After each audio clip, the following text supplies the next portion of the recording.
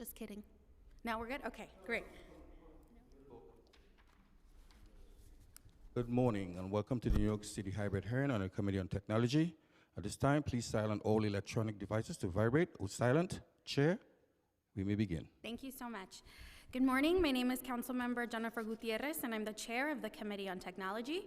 I'm happy to hold today's hearing on access to technology and digital literacy programs in New York City. From the start of my tenure as chair of this committee, I knew I wanted to focus all of the work that we do around equity, using my background as an organizer to inform how we can organize, educate, and work towards a more equitable city. Access to programs that promote digital literacy, especially in the elderly, and access to physical technological equipment is an important piece of the puzzle to bring all New Yorkers online. The hearing will focus on two bills. Intro 664, sponsored by yours truly, which would require the Department of Citywide Administrative Services, DCAS, to donate surplus city-owned computers, computer software, and computer equipment to public and private institutions for secular educational use and to non-profit institutions for use by individuals with disabilities, senior citizens, or low-income individuals. And Intro 665, also sponsored by me, which would establish a digital literacy program for older adults. Data from the U.S. Census in 2021 show that many New York City residents aged 65 years and older do not have access to broadband, and many older residents do not have access to the devices, knowledge, or financial means to connect. At the same time, we now use the internet to book flights, transfer funds from bank accounts, check bus times, access vital city services, attend doctor's appointments through telehealth, and communicate with our loved ones through video messaging applications. Simply put, modern living requires internet connection, access to devices, and skills to use such devices, all while ensuring that our personal data is protected. To this end, New York City had several programs aimed at bridging the digital divide.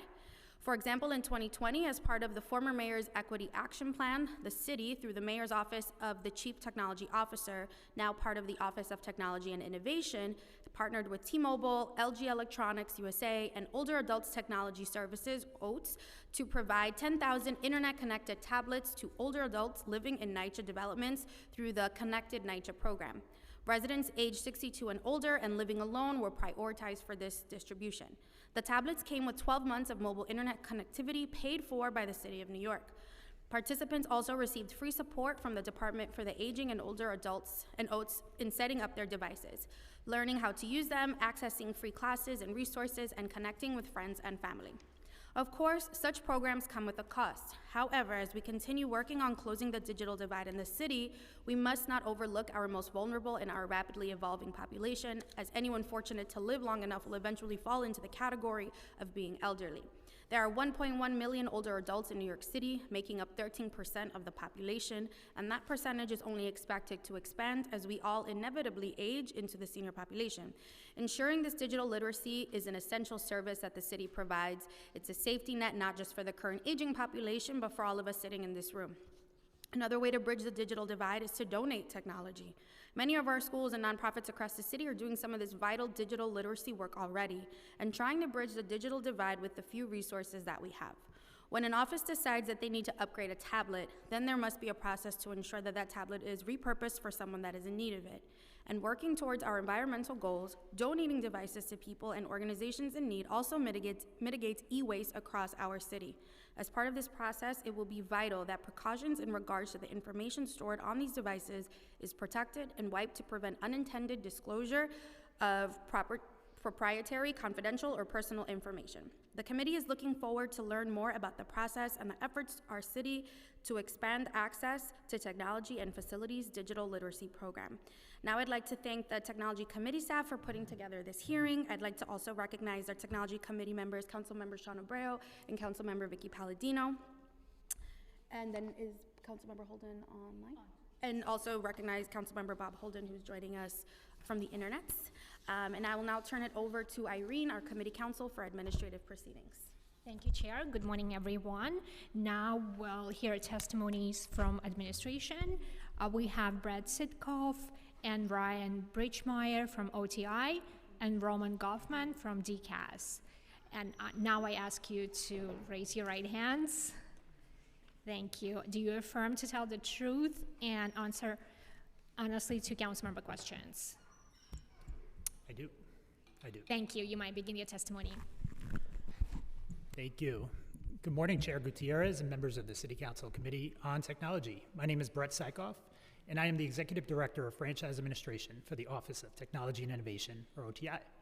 Here with me today is Ryan Birchmeyer, Deputy Commissioner for Public Information at OTI. I am grateful for the opportunity to discuss OTI's partnerships related to digital literacy programs across the city. It has been a little over a year since OTI consolidated the city's technology offices, making enormous strides to bring broadband access to historically underserved populations citywide. It is an honor to lead the team making this important progress. However, we know that access to affordable and reliable internet is only one part of the equation. Many of us take for granted just how much we rely on technology to communicate with friends and family, to do homework, to seek employment and fulfill the duties of our jobs, to perform everyday necessary tasks like paying bills and online shopping, to name a few.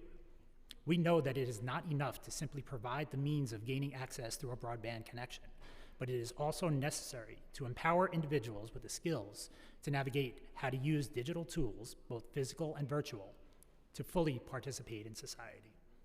On the whole, there is a wide-ranging ecosystem for digital literacy programming, services, and supports that have varying touchpoints and support from the city.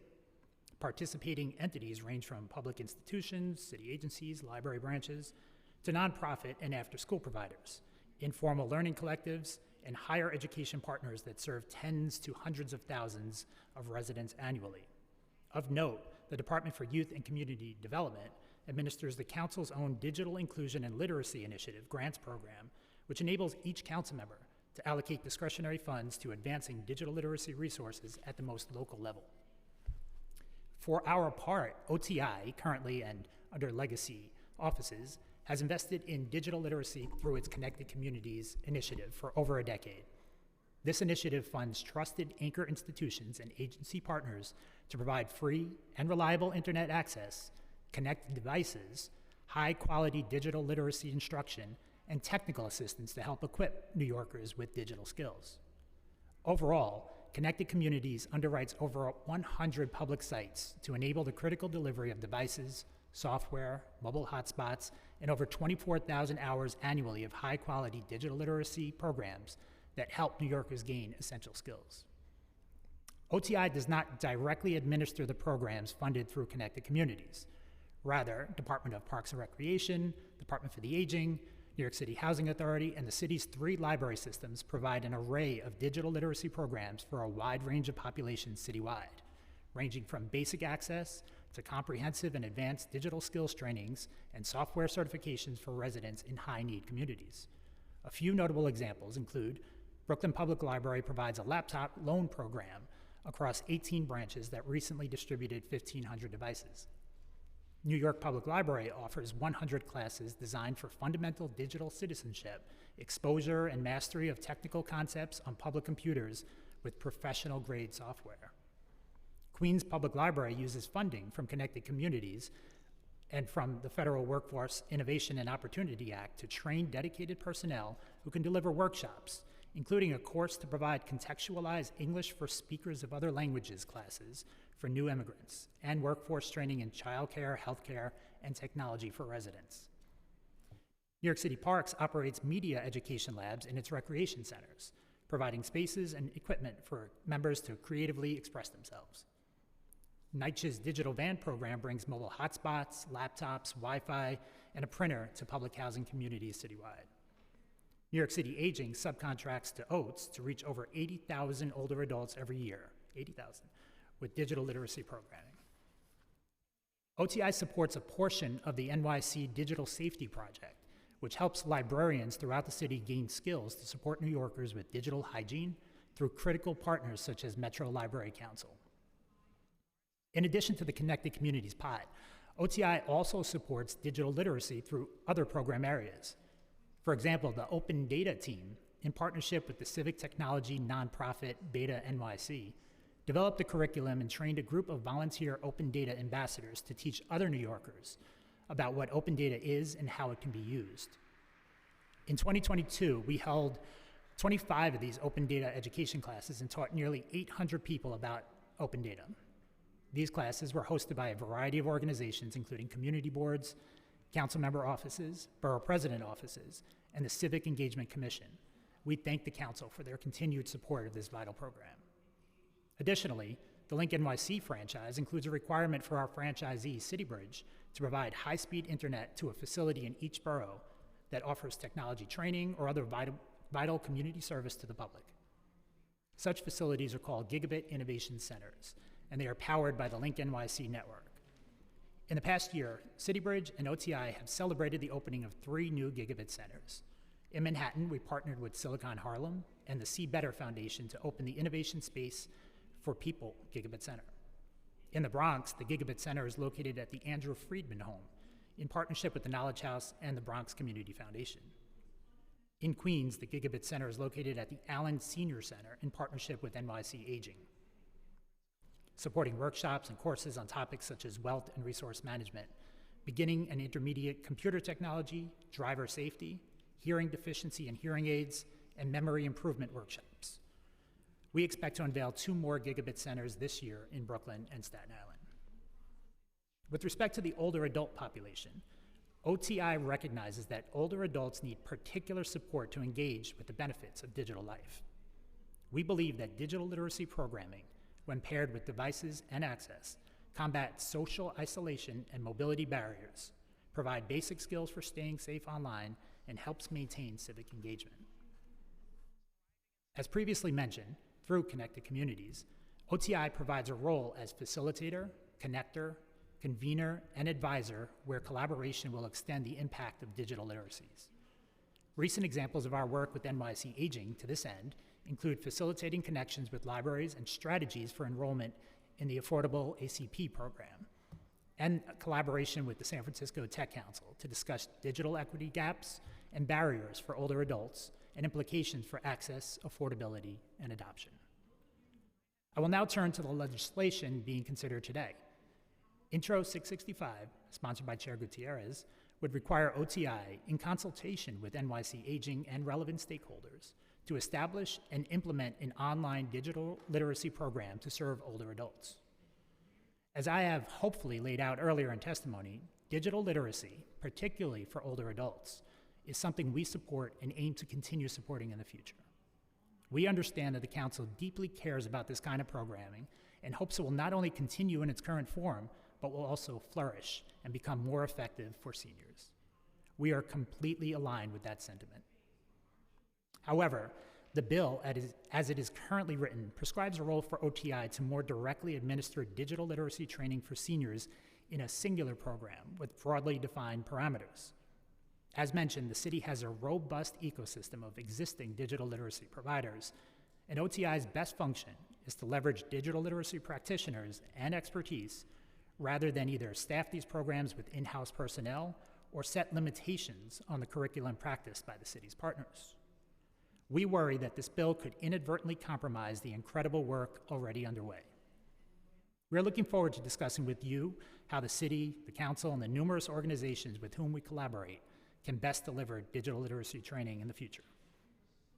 I will now turn to my colleagues at the Department of Citywide Administrative Services to provide their testimony. Thank you. Good morning, Chair Gutierrez and members of the Committee on Technology. I am Roman Goffman, Acting Deputy Commissioner for the City of Citywide Procurement at the Department of Citywide Administrative Services. Thank you for your interest in our agency as we strive to make city government work for all New Yorkers. I'm pleased to have this moment to testify on Introduction 664, which seeks to require DCAS to donate surplus city-owned computers, computer software, and computer equipment. We continue to review this legislation, but are in support of the spirit of the bill and its intent to facilitate access to technology. Introduction 664 does raise questions regarding how a permanent donation program might operate and how outside parties might engage this program. We look forward to working with the Council and our partners in government to ensure a donation program that is user-friendly, straightforward, and allows interested parties with equal access to surplus city-owned property. Thank you for your time today. I'm happy to answer any questions. Thank you so much for your testimonies. My first question is for OTI. Thank you so much for your testimony and kind of outlining some of the existing literacy program. Is there anything else that OTI can share, any other efforts ongoing or upcoming that aim to increase older adult access to technology and digital literacy through your agency? Yeah, so thank you for the question, Chair. We are obviously wholly committed to continuing the Connected Communities program, which for many years has served the community very well, both in the older adult, the younger population. I think we would like to continue to expand the program where possible to fill in that gap in the middle where citizens may not be covered if they're not in those two cohorts. And we're continuing to look at ways to provide that targeted programming where it's possible, but we continue to rely on our partners who have, again, served the city very, very well over the years, who have the expertise in this area. And where they come to us and say they have additional need for either funding or want to borrow our expertise in the area of connecting with certain partners, well, of course, we meet with them all the time and we'll continue to do so. Can you confirm if the gigabit centers that are, funded and facilitated by Link NYC, is that correct? Is the programming that they do, is any of it catered specifically to the senior population, or if you can kind of give us a layout of what that programming looks like? Yeah, thanks. For sure. So, yeah, 2 of the 3 centers are located in older adult facilities. I think it's Andrew Freeman and I forgot the other one, but yes, they're already in existing older adult facilities, and then this program just supplements all the existing services they have in place. It provides additional broadband infrastructure, they provide new devices, but it's essentially powered by the Link NYC franchise in every sense of that word. I'm sorry, can you say that last It's part? powered by the Link NYC Right. franchise in terms of the broadband infrastructure that's in place there, from the fiber and the facilities, but it already served older adults, and we just amplify the services. And that are does in Link NYC do the programming, or are they partnering with organizations, libraries to do that programming? I believe they are partnering with the existing programming that's in place Whoever with the the partner is. directors of those facilities, yeah. Okay. I will also add, Councilmember, that the latest one that launched last month was in the Allen Seniors Living Facility in Queens. Okay. Yes. Okay. I have a question regarding our city's shelters. Some of the testimony that we had from the commissioner last month, I think at the end of December, was confirming that almost all shelters are connected to the internet, if not all. Do you have a sense of how many of them are equipped with computers, other devices? And do you have a sense if their clients are also have access to those devices? Yeah, so my understanding is during the pandemic, obviously the priority was to provide service to family shelters for the kids in need and family members in general. And there are over 200 shelters that have connectivity today. And as new shelters come online, we work with the providers to build out the connectivity. But in terms of devices and other programming for digital literacy, I don't know that the shelter Wi-Fi program as currently constituted offers that. But if there's a need for devices, obviously our agency partners will let us know, and we'll see if there's anything we can do to accommodate. Thank you. So from your testimony, the pushback that I'm getting on this bill is that you believe, you're not the programming experts, and that there are programs that already exist. Do you all have any other concerns about this bill, perhaps budget related, that you have reservations about?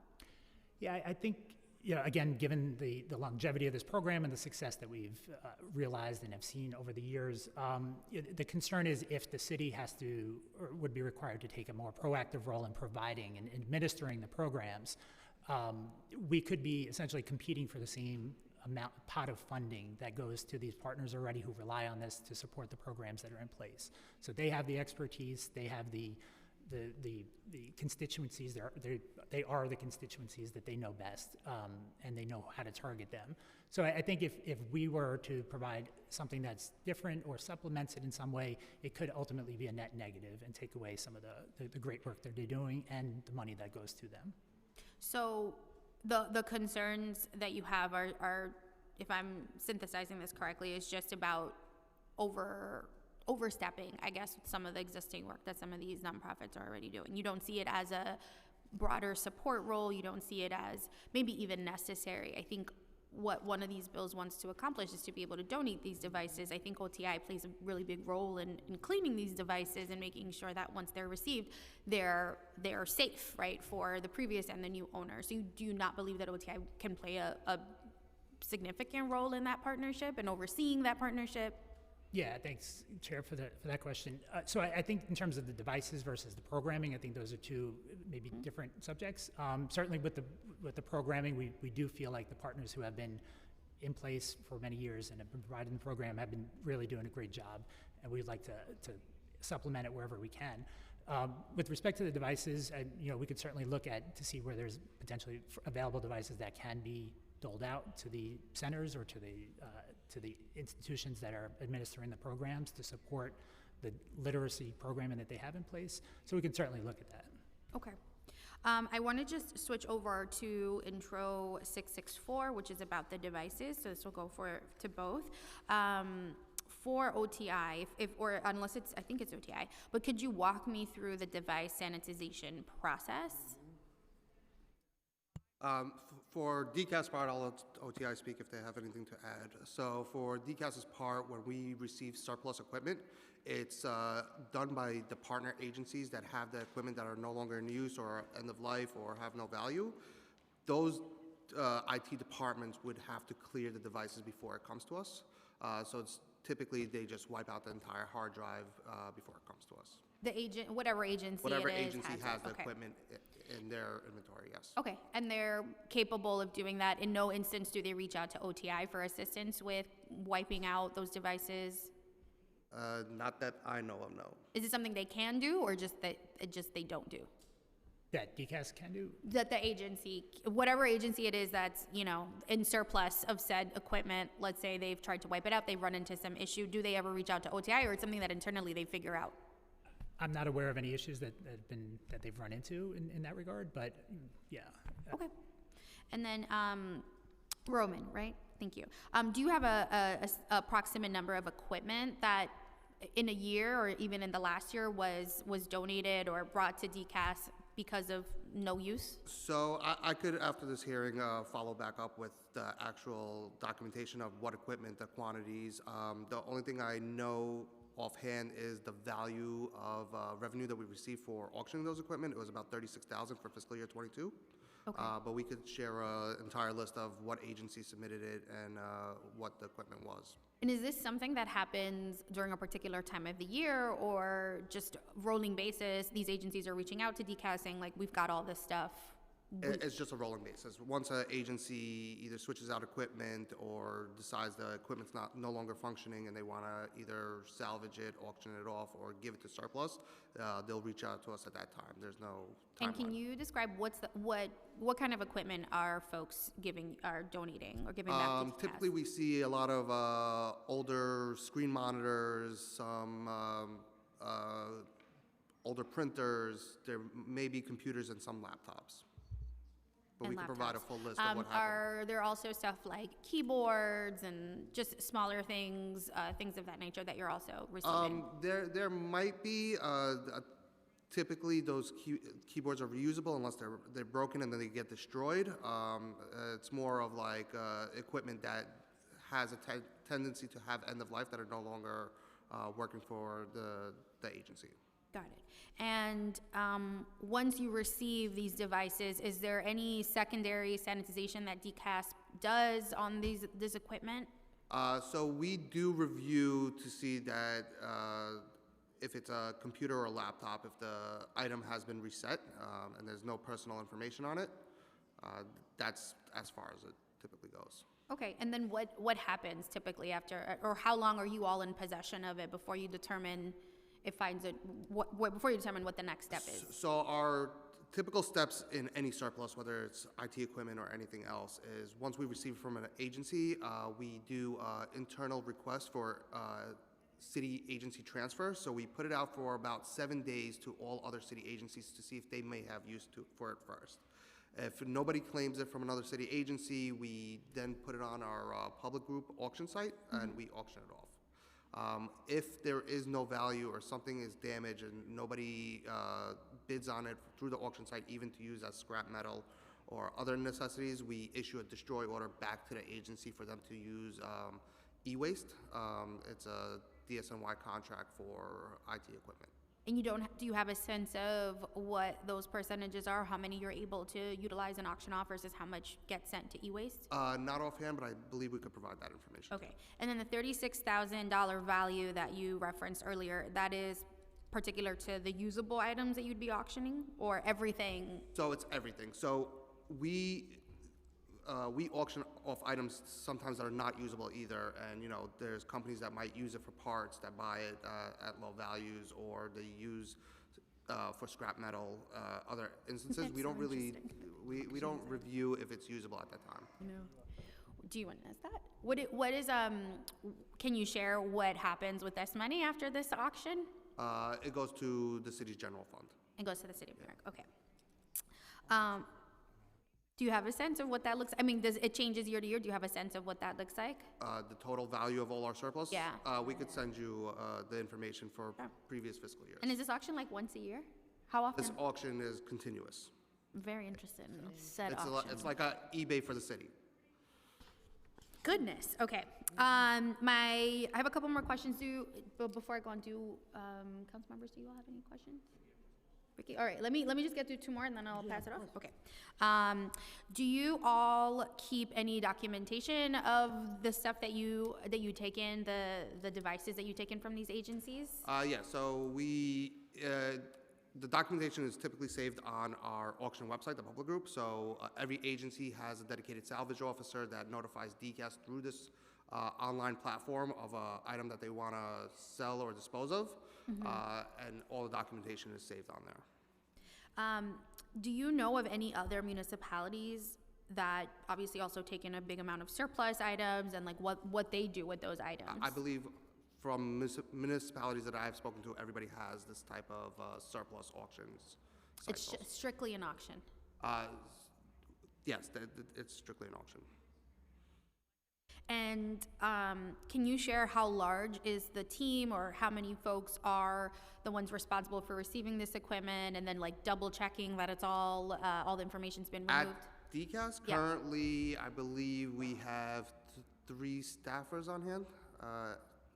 I think that's the team for DCAS. And is there any, are there any agencies or any agency that I guess has more of these devices?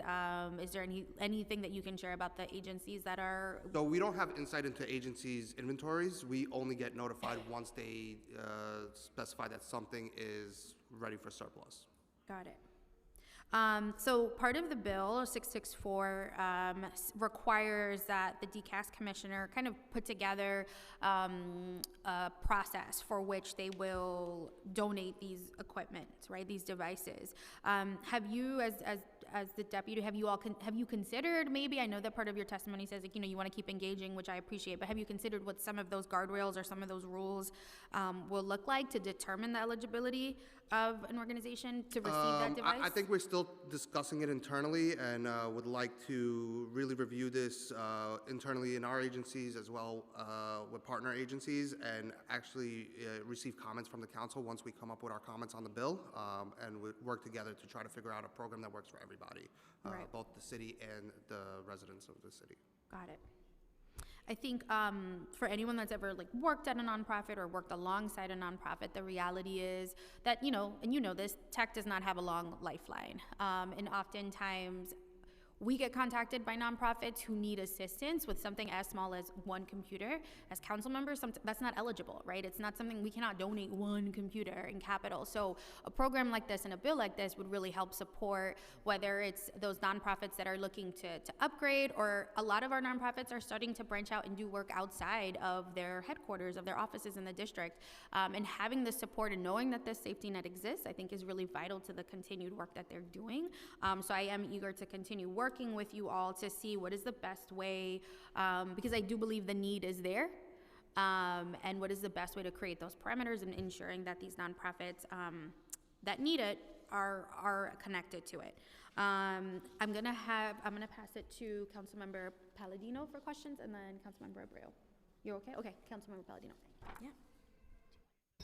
Good morning, and thank you. I have a question where do most of these devices come from? When you say municipalities, where do you get these devices? So we only oversee surplus for New York City municipality mayoral agencies. So just the agencies. What happens to, or I don't mean to interrupt, our schools? They use things and then they're put in a school basement. And a lot of this stuff is still very useful and in some cases fairly new. They're just somewhat outdated. Does the city have access to reusing what has been placed in a school basement or a warehouse so that we could better serve our senior citizens? I'll circle back to see if we have access to Department of Education's inventory and if they utilize their own surplus agreement or they piggyback off of ours, but I'll give you that answer afterwards. Yes, because we're constantly doing, with our discretionary funding, upgrading technologies in a lot of our schools.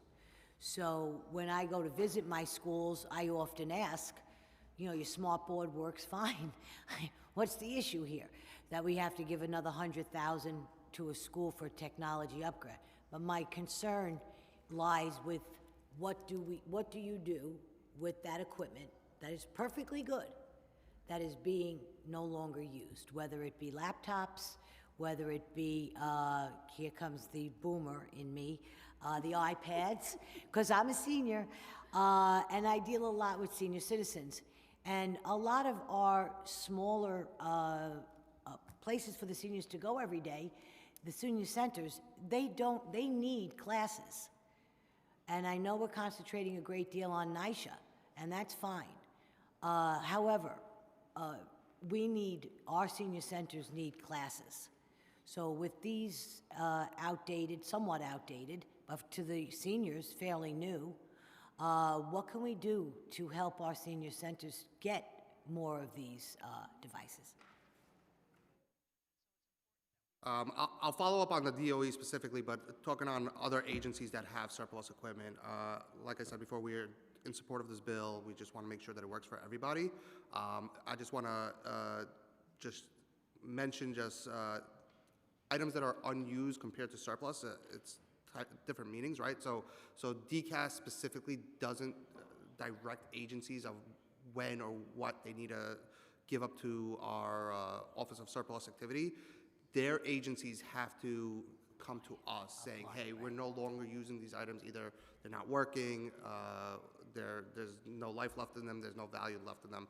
And that's when we take over the equipment and either transfer it to other agencies if somebody else wants them, or auction it off, or after the fact, if after this bill, we would work with you guys to figure out how to do a donation program. But we wouldn't just say, we wouldn't have the ability to go to agencies to see just what products are unused and take them over and say you should donate these.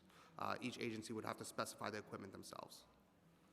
Okay, I think that just about covers it for me. Like I said, I'm more concerned with what happens to the Board of Ed, Department of Ed, their equipment and where it goes, because that's something that I think really can be used.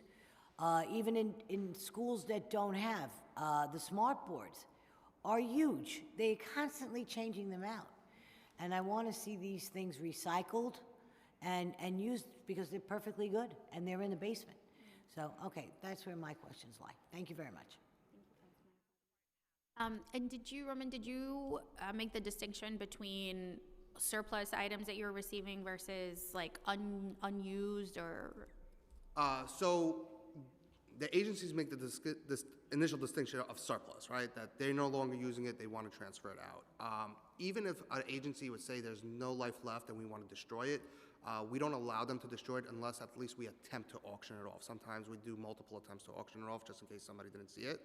We wouldn't issue a destroy order before that. So we don't make the distinction of what's unusable, the market does, right? Got it. Thank you. Next, we're going to have Councilmember Abreu. Thank you, Chair. This question is for OTI. In your testimony, you delineate some concerns that you have on 665 I understand that 6 is 4, there's at least some support here. Can we count on the administration support on getting to a final bill that works for both parties? Yeah, of course. Thank you, Councilmember, for that. We're happy to sit down with council at any time to talk about the programming that's in place, what we're doing to support it, to fund it, and look at potential expansion opportunities or alternative programs. But absolutely, we're always happy to sit down. Thank you. Thank you. Thank you, Councilmember Abreu. I also just like to acknowledge Councilmember Juan has joined us. Next, we have Councilmember Holden via Zoom with a question. Thank you, Chair. Do you hear me? Yes, sir. Okay, well, I think both bills are very, very good. As a council member that's been funding OATS since I've been in the council, I think that's one of the most successful programs. Certainly, the problems we had though with it, with our seniors, is when the senior centers were closed, and that presented a problem. But I would go to the graduation classes for the older adults who, took iPad classes or computer classes, and they actually had a graduation, which was great, and a certificate. And they just felt that it opened up a whole new world for them. And it's money well spent.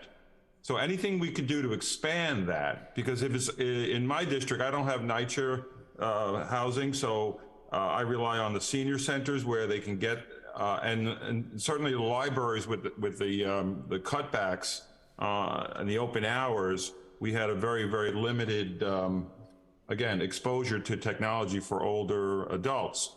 So what are we doing with the DOE? Is the city doing anything with training seniors in the schools for technology? Thank you, Councilmember Holden. I'm not aware of anything specifically related to DOE and related to our connected community. Bingo. So that's where you guys, again, that could be a program. We have classrooms. We have, everything is set up. We have the technology in the classrooms. So there should be an older adult program set up. And again, it could be from your office. It could, you could facilitate it. But here's two bills that aim to address technology with older adults, which is, we all know, is sorely lacking. They need the help. And without technology nowadays, the person's at a disadvantage. So here we have schools, we have technology in the schools, and we have the classrooms in the schools, obviously, that we could open up. And these two bills aim to address some of that. By the way, on the equipment, I think most of us fund the technology recycling program, and it's amazing what is thrown out. Perfectly good iPads, people upgrade. And this stuff it goes to landfill, or it does get recycled, but there is a greater need that the city can facilitate, I think, through both bills. So I think that there's a void here, and we have to put our heads together, both of the council and the administration, to try to fill this. So I would support both bills, and I think the administration should also. Thank you. Thank you, Councilmember Holden, and thank you for your sharing your experience in districts, especially that don't have NYCHA. Because even in those programs that are operating in NYCHA, I always think that there's more reason to continue to invest and expand, and there's no reason why we can't utilize our school buildings, which is why community schools is so important. I have a couple of questions, Brett, regarding the programs that you detailed in your opening statement. So obviously I think a lot of us at the council were very supportive of supporting these programmings that are in our libraries, right? They're hubs, they're community facilities, and in districts where there are no community centers or NYCHA or enough senior centers, libraries are that home. But I'm deeply concerned about the proposed cuts to libraries. We're hearing from the Queens Public Library, the Brooklyn Library, the New York Library about how they're fearing having to go back to a time where the libraries are closed on Sundays, having to roll back a lot of these programs that you yourself admit are crucial. So I hear what you're saying, where the idea is that these partners are experts, but we can't elevate them while at the same time saying we're likely going to cut your budget, and we need to have a safety net. So can you speak to those proposed cuts and where you are all seeing kind of how those cuts are going to impact senior programming, ESL classes, computer programs? Yeah, Councilmember, thank you for that question, and we completely agree, and I think our testimony makes it clear that we feel very strongly about those programs, and libraries playing a critical role in the communities they serve, and the success of the programs to date. Unfortunately, Brett and I have not been in higher level conversations between the administration and OMB about proposed budget, so we can't speak to any of the proposed budgets here, but I think we've made it clear that we are in complete support of these programs. And if I may add, in terms of the Connected Communities program, that is fully funded for the next 3 years. So the digital literacy side of it, setting aside the broader budget for the libraries, which I can't speak to, that is fully funded, so that's going to continue through 2025. Which program is that, I'm sorry? So that's Connected Communities, which is the I see. OTI, what we oversee for our partner agencies like the libraries, like parks, and NYC Aging. So that is in place, and that, we're good there. You feel confident? I do. Just because there have been some budgets that have been approved, for example, between last administration and this administration that had locked in funding between FY22 to 26, and that's not the case that we're looking at for FY24. So that's why I'm asking if you can confirm that money will be there and not be sacrificed. Yeah, that's certainly the expectation. It's been funded for over 10 years, and we're going to continue that. Thank you. I wanted to, give me 1 second. I wanted to ask about the Connected NYCHA program. So that's hopefully OTI can speak to a little bit about that. That's the program that started during the pandemic. You talked about it in your opening testimony. So I'm just curious. In 2021, the city announced a year extension of free internet service for those 10,000 tablets distributed to older adults in NYCHA during the pandemic in 2020. Can you share what the current status of this original Connected NYCHA program that was started in 2020? Sure. Thanks, Chair. So the 10,000 tablets with connected service that was provided to NYCHA seniors, many of them are still active, meaning the devices are still in service. I think we get reports every now and then where I think there's about half or so that are still active, and the service is still being provided. That said, we are looking to see if we can get all those NYCHA seniors who are in developments that are served by Big Apple Connect, which has a much higher bandwidth and can get better service to them, to make sure that those older adults are aware of Big Apple Connect and are going to engage with us and sign up where possible, so that eventually at some point that service may end. I believe at this point it's month to month, but as a long-term strategy, Big Apple Connect will certainly better serve those older adults. So as we go into NYCHA facilities and try to sign people up for Big Apple Connect, just anecdotally, many older adults will say, what for? What do I need it for? And that goes to, that speaks to the additional literacy training that they need so that they can they can participate in the digital world that we live in. They can be safe online and effectively use it to communicate with relatives or do banking or purchase telehealth, anything that they want. They're just not aware of how they can utilize Big Apple Connect. So that's going to be something that we focus on in the coming year, targeting those NYCHA seniors who have access to Big Apple Connect, getting them connected, and if there's other programs that can be offloaded, we're going to seek to do that as well. So between 2021, which is I believe like when the program, the original timeline was for, and today, there are seniors that may or may not still have these devices, but are maybe not connected, right? Especially for those that are not in a Big Apple Connect development. Is that the case? And I'm sorry, ask the question again. Of seniors that are of the original 10,000, can you confirm that 10,000 tablets were actually distributed? Do you have a sense if that's? I believe they were. Yes. They were, and you said about half are still being utilized. That's correct. But those that are being utilized, those seniors or those recipients are paying for an internet service, right? Or they're not. They are not. Okay. They have not paid a dime. So the city also extended not just the tablet use, but the connectivity. At this point it's month to month, but okay. Yeah, the older adults who have those tablets and the service have not paid a dime. Okay, and just to confirm that I heard correctly, the goal is for those seniors with with devices that are in a Big Apple Connect designated development is just to connect them with Big Apple Connect. So the city, and is the city paying for that connectivity month to month for those seniors that are not connected with Big Apple Connect? I'd have to check the records to see what we're being billed for. If it's devices that are not active, I don't believe we're getting billed, but I will have to go back and check. Because the city was paying for that connectivity for that year during the pandemic, and I'm assuming also continued to pay during the extension. So if you could give us a sense of how many of those devices are active that the city is paying for. Sure, we'll look into that, absolutely. And then to the best of your knowledge, is Oates still providing that technological training and assistance to older adults in those NYCHA buildings? I believe they are, yeah. They are, okay. Okay, and then could you confirm about the tablets or devices that are still in use today? With respect to the NYCHA or Yeah, the... with respect to the Connected NYCHA program. Yeah, we'll look into that. That's part of like identifying how many tablets are still in service, are still active. And just so you can educate me, was the idea that they would keep these devices in perpetuity? That's correct, yeah. Great, okay. Do seniors know what to do with them once they don't want them anymore? Ergo this bill, my friend. I think it's a good opportunity. I'd hate for 10,000 devices to be tossed out on the street or in these developments. Okay.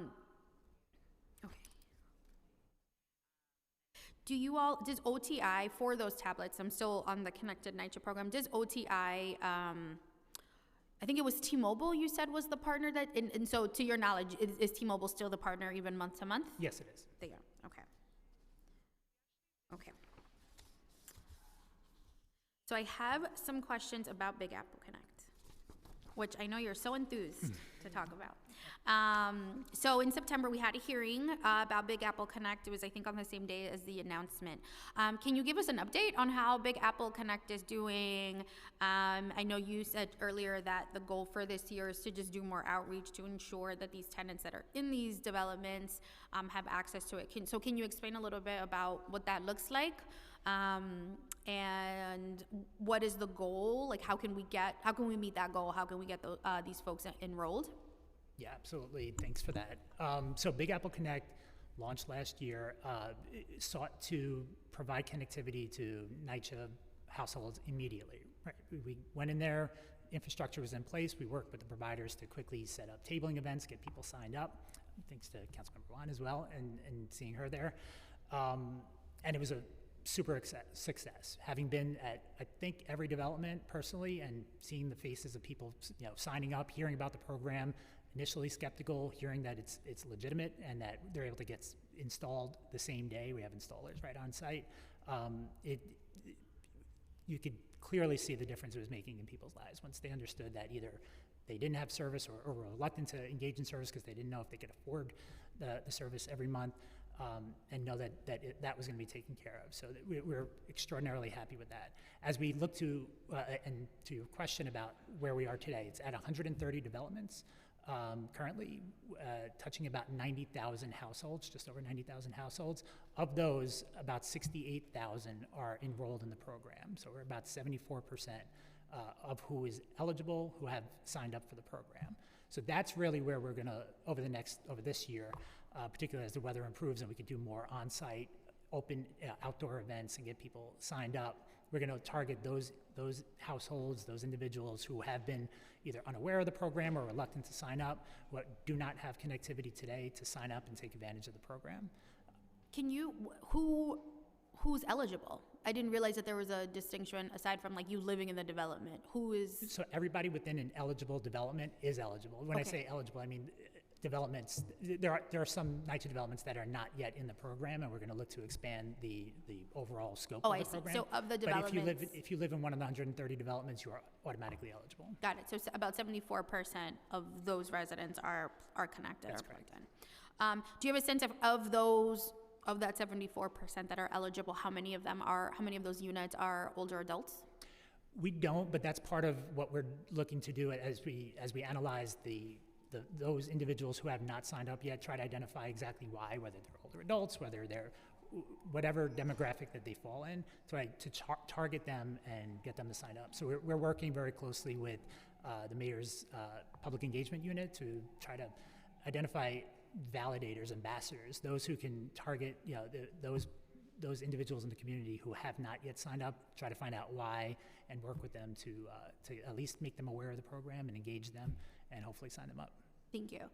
Something that we spent some time on at the September hearing was getting a sense of the cost. And I know that it was a little bit of, expectation that there was a certain amount of that Big Apple Connect cost, and there was an expectation that in this future budget where we are now, we'd be able to support that. Can you share how much the agency has spent on Big Apple Connect to date, and what the expectation is to continue to fund this so that it rolls out in the way that you've detailed?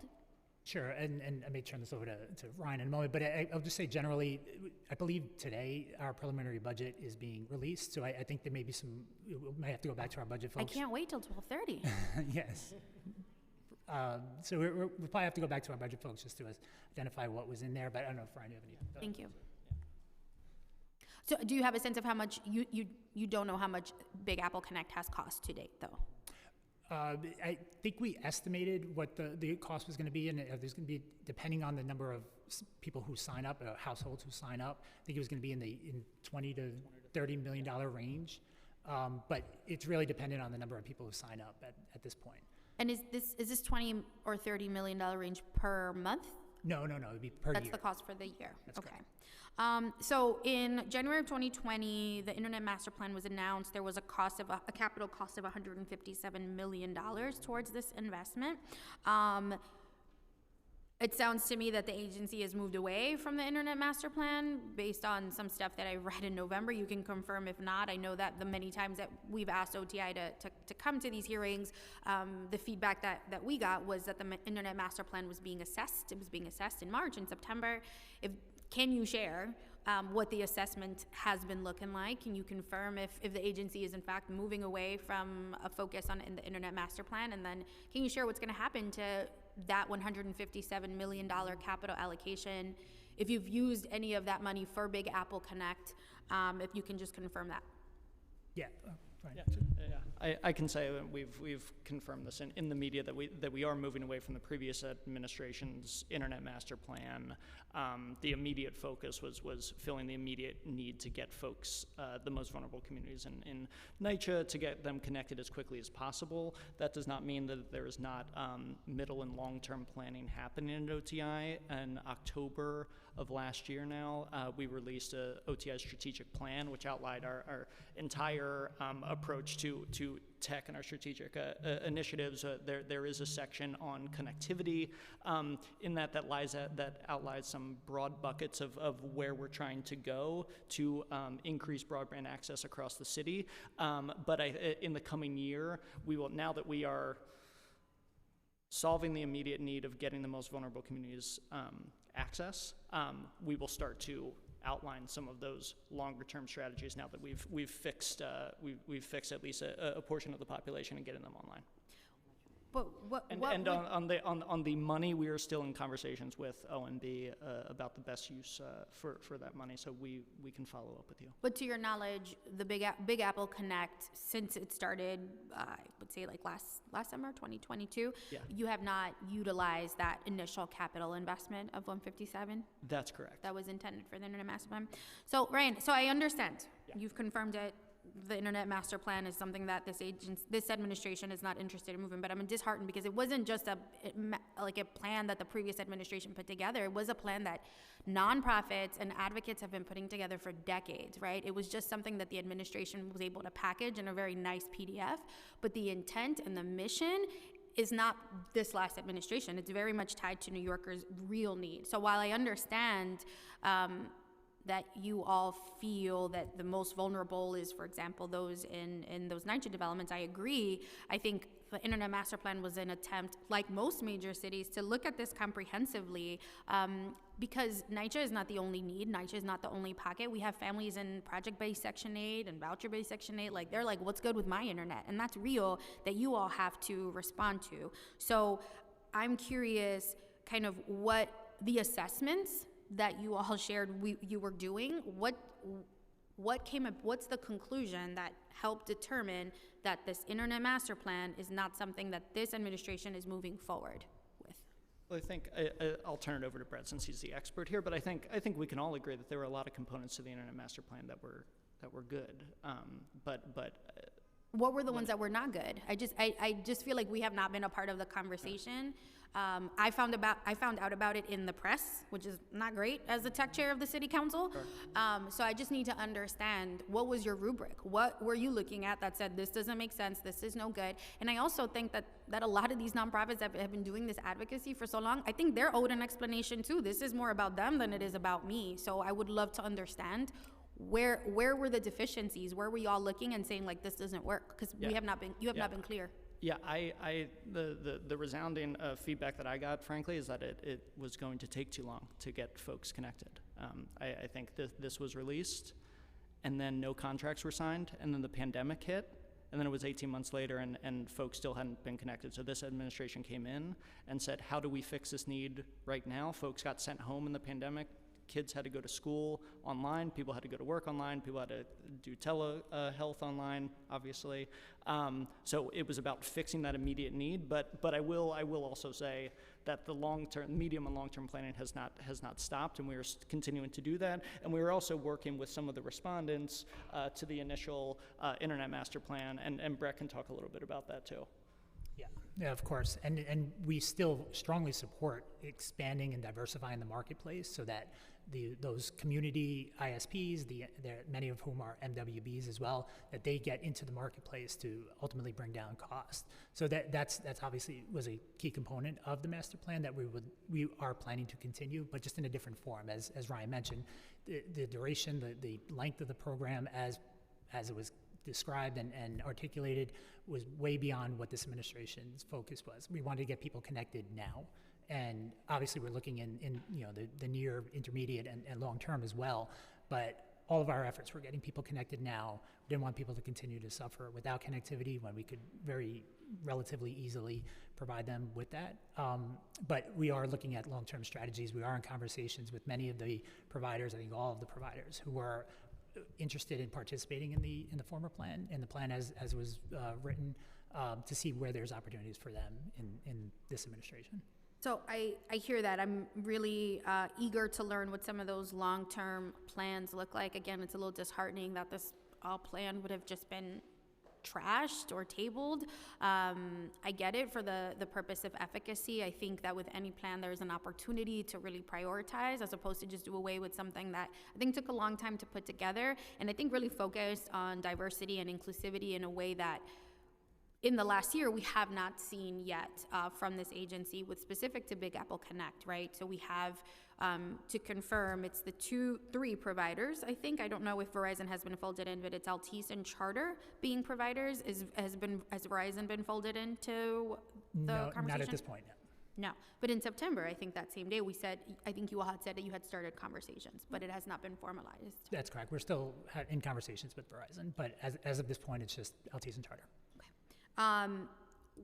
So you briefly touched on wanting to kind of fold in some of these MWBEs. What does that look like? I'm working directly with a lot of these folks that had applied to the city's RFP, that got notice that they got awarded and then got told they didn't. So what are the efforts that you are all making? Because it doesn't look good, y'all, to put something out, to say you've been awarded and then say, just kidding, we're not moving forward, and then kind of give no recourse for how they can continue to do this work that, once again, they've already been doing in these communities. So what does that look like? Because I spoke to them on Friday and they said they have not heard anything from OTI. The only communication they got was a notice from SBS late in the fall saying that their award had been rescinded. So what are you all doing to make this right? Well, that's exactly what we're doing. We're looking to make it right. We're looking to work on a long-term plan that will include many, if not all, of those providers. So as it currently stands, they all, the ones who participated in the program prior to the RFP going out, part of an RFEI, they do have infrastructure in place at certain NYCHA developments today, and they're providing their service and participating in the ACP program. So they're still there, and they're providing that. And we're looking at ways, like I said, to But those expand. are the RFEI recipients that are still there. Is that who you're referring to? That's correct. And Okay. many of whom are those same Also applied in to the the same RFP. group. Yep. Many of them got encouraged to apply to the RFP by the city. So can you all just also, before I pass it off to Councilmember Juan, for the Altice and the charter at this point, are they required, what is the requirement for them to do programming, right? We spent a good portion of this hearing all being in agreement of how important programming is, of being in agreement of how important it is to continue to expand and invest and not slash these programs. So it is unclear to me if they are required to partner or provide a program. Can you share with us what that contract looks like or what that expectation is of them? Yeah, thanks for that question, Chair. So for the most part, well, entirely, the Big Apple Connect program is just about access at this point, right? We have the Great Connected Communities program that's focused on the digital literacy and training and skills and upskilling. But obviously there's a multifaceted approach to digital equity in general. You have the access, you have devices, and you have the training. Big Apple Connect is about access, and that's what they're laser focused on at this point. So no is your answer? Correct. It's just about connectivity.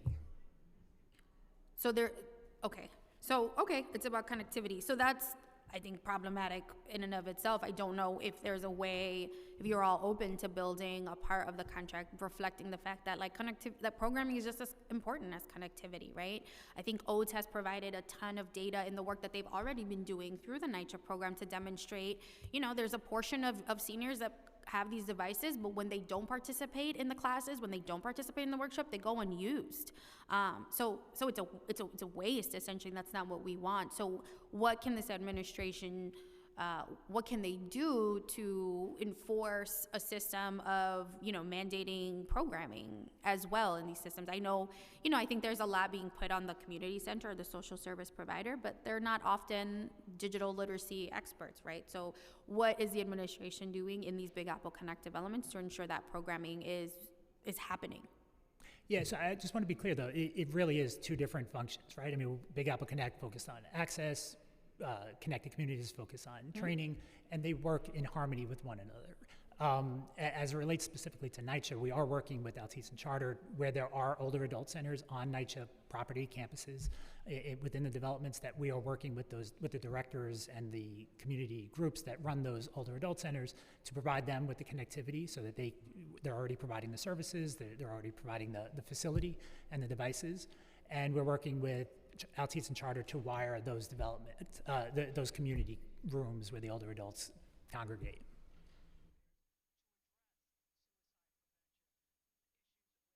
Thank you. I apologize.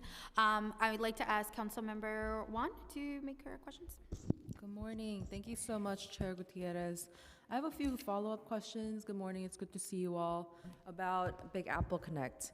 So from my conversations with Verizon, they have expressed the difference between being a service provider for just internet, like Spectrum and Altice, and being a cell service provider in addition to internet, and how there's also a difference in the regulations and the ways that they are held to a higher standard federally, and how they also are the only ones that are unionized, so their workers cost more. So there seems to be a lot of variables that are holding up why Verizon isn't part of Big Apple Connect.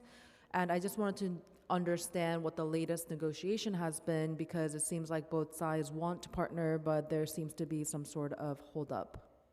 Thank you, Councilmember Juan, and thank you for your support with all of Big Apple Connect in particular. Because we're still in conversations with Verizon, I think I just want to be careful about the information we share at this point, because we want to move forward to the extent that we can. But I would just say, our goal is to ensure that all of the developments that are included in the program are all the residents and the households and people who are touched by it receive the same service, the same quality of service, and we don't differentiate between one provider and another in terms of not just messaging, which is probably the least important thing, but just we want people to have the same experience. We want them to have the same great experience that they're getting today. So that's obviously our goal in ensuring that whatever provider we partner with comes to the table with.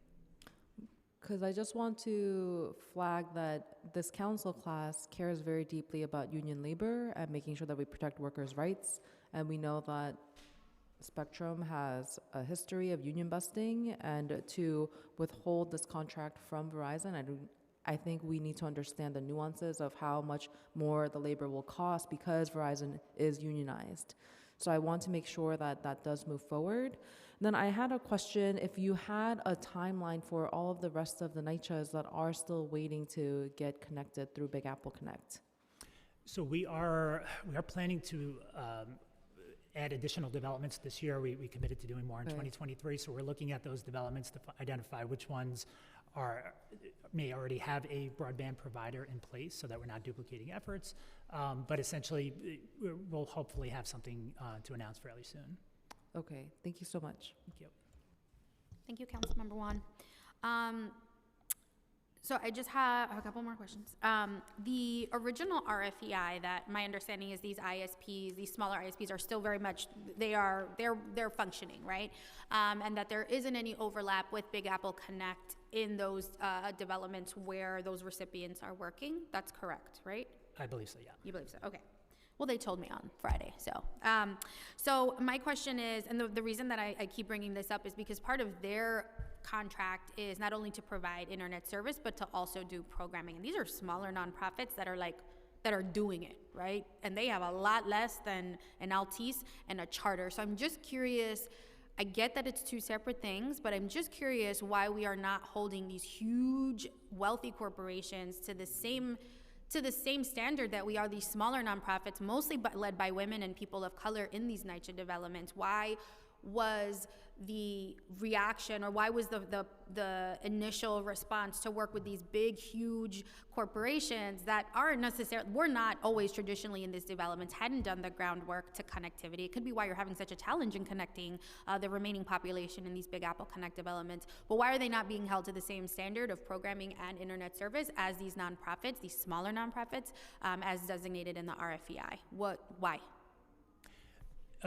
It's a great question, Councilmember. So, well, I'll call back to what I noted earlier about it. This was really focused on access. We totally understand the concern about why not include other services, other possible. But digital literacy is access. Do you understand? If you give my mother a tablet who's 72 years old, she is going to make it a part of her decoration in her room and not utilize it unless you're telling her and teaching her how to utilize it. Yeah. So access is, yes, connectivity and all the logistical circumstances, but it's also learning how to use that device. Without it, it is not access. So that is why I'm really disappointed that we're not there yet, and I hope that you can all take this back, that I think it's crucial that if the city continues to want to work with the Altice and the charters of the world, that they be held to the same standard as some of these smaller nonprofits that are not making at all the same amount that they are, but they're being held to a different, their protection is like, well, it's just about connectivity. Access is digital literacy, and I think it's really important that you all help me drive this message, that we can't just allow them to come into these communities and walk away and just be like, well, it's not up to us how they use it, because it really is. We are responsible. They are in contract with the city. That is our responsibility. Totally understood, Councilmember. I just, again, note that there are already really great programs in place at many of these NYCHA developments.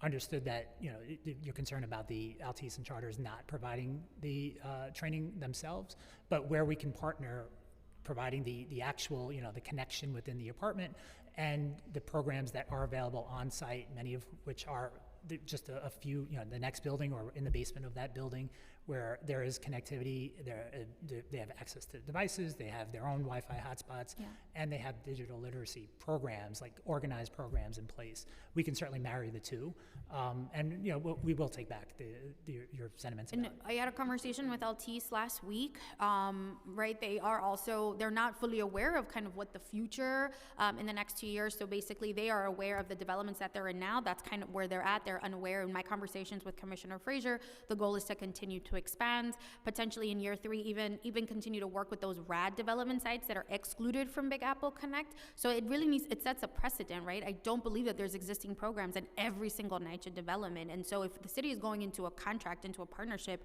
with these big corporations, it's important that we set that tone now. We can't just rely on these programs that we'll learn in about an hour whether or not they are going to be sacrificed, whether or not they're going to be cut. But these corporations have money, and there is no reason why we should not be holding them to that standard. I'm going to pass it to Councilmember Juan. I just wanted to ask a clarifying question. For the Big Apple Connect that were contracted last year, I believe you said that those were 3-year contracts, correct? That's correct. So for those that are being contracted in this year for 2023, are those 3-year contracts as well, or will they be 2 years? It's a really good question, Councilmember. I need to go back to legal folks. I don't want to give you the wrong answer, so allow us to get back to you to see if it's 3 years from the date that those developments come on or 3 years from when the contract was originally Okay, signed. and for those that are being contracted this year, do you have a percentage? So if you're saying that out of all of X number of NYCHA houses last year, you accomplished getting X percent onboarded this past year, is there a certain goal that you have, a target of how many NYCHAs and when the NYCHAs will all be onboarded by, including the RAD Impact programs?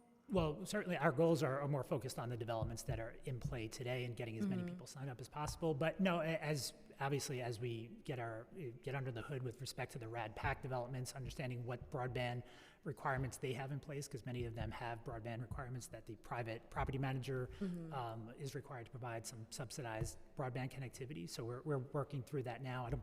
I believe as of this date, none of those RAD PACs have a broadband provider in place that's providing the service. So we're looking to see if those can be enveloped in the program as well. Okay, because the word pilot itself means that it is a test run to see the success of the program before expanding fully.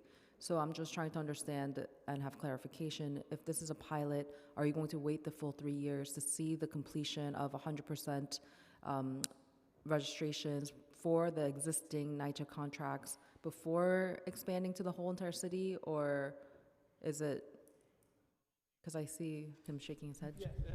No, we're planning to expand to additional NYCHA developments. But in tandem, the near-term goal is to get to as many eligible households in the current developments that have Big Apple Connect, get them online. But no, we are going to, in tandem, expand to additional NYCHA developments. So do you have benchmarks set for Spectrum and Altice and Optimum in the NYCHA developments that they currently are contracted for? What is their benchmark or targets that they need to hit per quarter to ensure that they're increasing registrations? So I don't believe there are benchmarks in terms of that. I mean, that's just our overall goals that we're working internally, both with our city partners and the providers themselves. There are benchmarks with respect to service performance and uptime and all that. So that's built into the contract. But with respect to how many people they sign up, it's our goal to get as many people as we can sign up into the program. So just to put on the record, for the contracts themselves with the ISPs, there was nothing written in the contract of how that they have to reach 100% of registrations within the NYCHAs. They would get paid no matter what, as long as they were servicing them to a certain standard. Correct. They will get paid for as many households that they sign up. That's what they get paid for. So that's the incentive built in to have them sign up more people. Yeah, absolutely. And are you seeing increases in sign up? How are you tracking that per NYCHA development? Yep, we get daily reports from the providers, both of them automated daily reports that show the progress at each development. We meet with them weekly, both individually and then together to assess how things are going. As I mentioned, we have a really robust public engagement plan. We're working with the providers during the warmer months. We're doing outdoor events. We're setting up tables and giveaways. We've partnered with them on a number of turkey giveaways during the holiday season. We're participating in family day events. We're working with them to distribute mailers and flyers. They're doing on-site door knocking. So there's a pretty robust outreach and engagement plan. And we're learning. We're trying to improve on it. So as we add more developments and as more people get signed up, we'll learn from those and improve on them going forward. Would it be possible for you to share the current enrollment data with the chair and the rest of the committee per NYCHA development, so that we can understand how the council members of those districts can also support to increase enrollment in these NYCHA developments? Absolutely. Thank you. Thank you, Councilmember.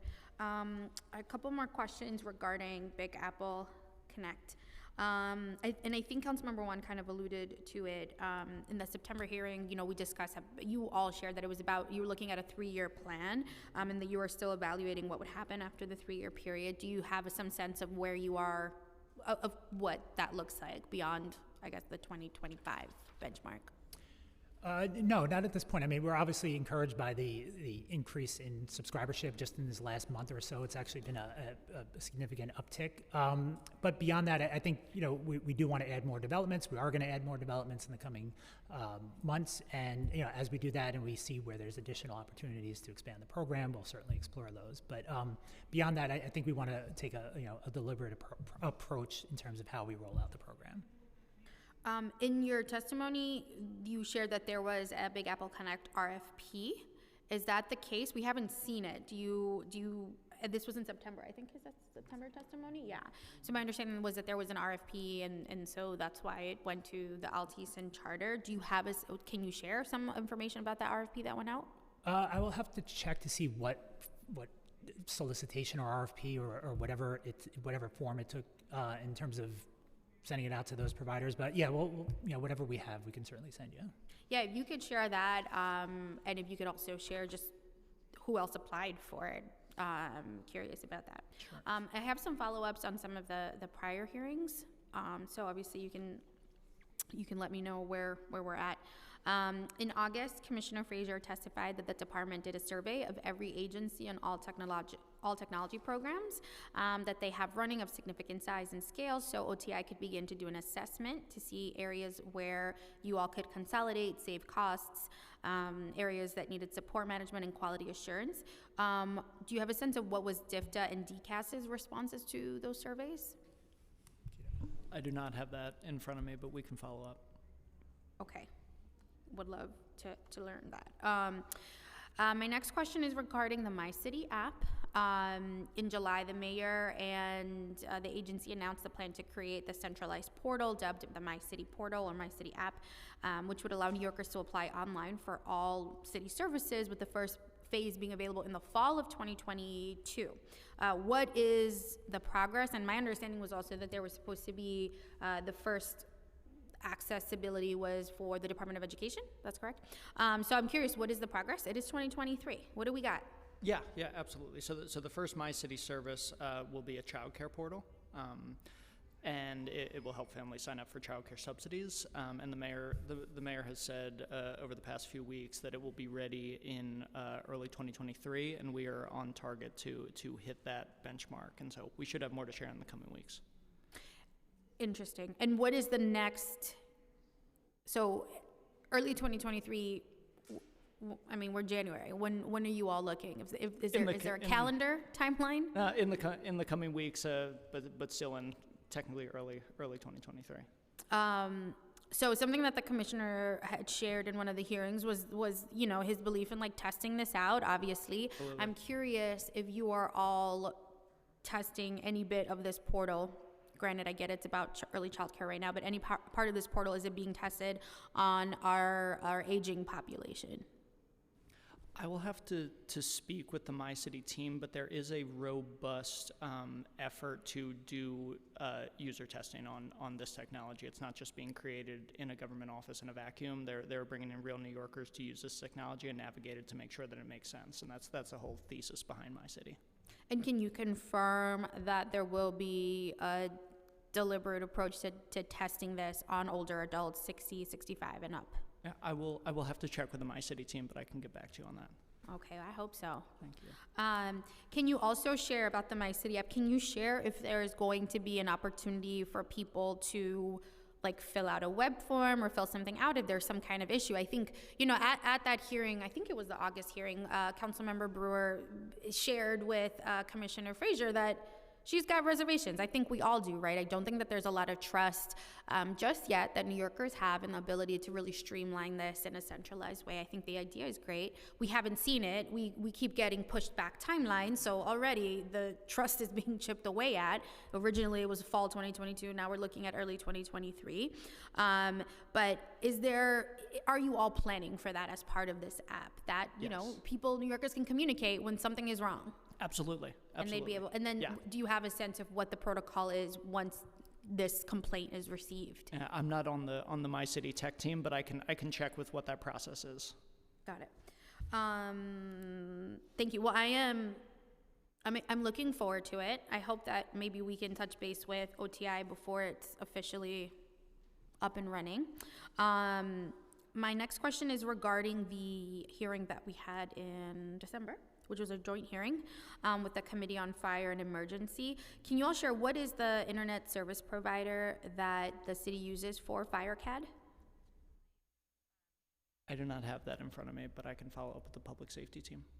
Okay, you don't know. So you don't know if the city has, if you all have considered switching that even switching that internet service provider. Okay. Okay.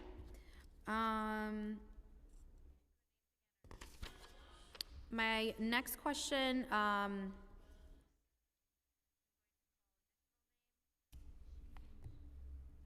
yeah, that's what it says.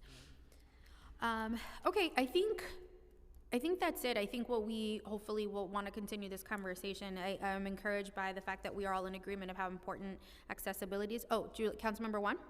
I just had a off-topic question that I've been hearing from my NYCHA residents. I was wondering what the latest update is for the digital wallet, for digital payments, for SNAP benefits and other EBT, et cetera. I know that that was being worked on last year, and I was wondering if there was any update on the progress.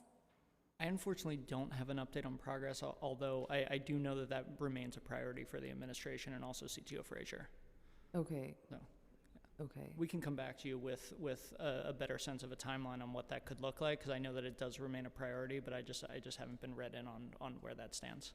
Okay, and then I just want to put on the record that many of the residents who would have to be part of this digital wallet program, their main concerns that they raise is their privacy and surveillance and security from the tracking of every single transaction that they would be doing, location tracking, et cetera. So we will be paying close attention, and I look forward to a hearing that the chair will be having. Thank you. Of course, thank you. Thank you, Councilmember Juan. Just before, I think we want to pass over to public testimony next. Okay. Oh, no, we have one more testimony. But it's okay.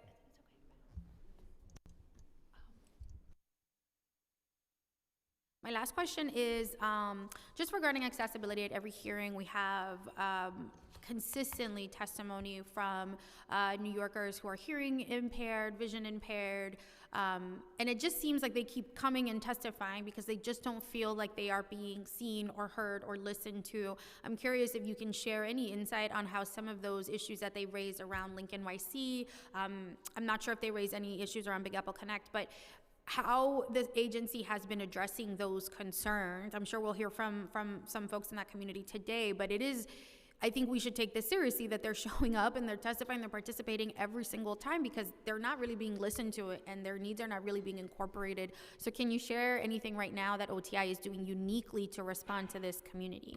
OTI just held a meeting with folks from that community. I'm blanking on the date, but I believe it was 2 weeks ago. Was Commissioner Frazier there? Because I know that was important that they meet with the commissioner. Yeah, Commissioner Frazier was not there, but I was there as a deputy commissioner, and also the deputy commissioner for public safety was there because the primary concern was on the next-gen 911 system and making sure that it's built in an accessible way, and that was the primary topic that that folks wanted to discuss. And as part of that, and also I will say the mayor's office for people with disabilities was also there, and that commissioner was there too. And so we had a productive conversation, and as a follow-up to that conversation, we were setting up a regular cadence with that community to regularly update them on the next-gen 911 system, which seems to be the highest priority, at least from what we heard in the meeting, but also other OTI initiatives too.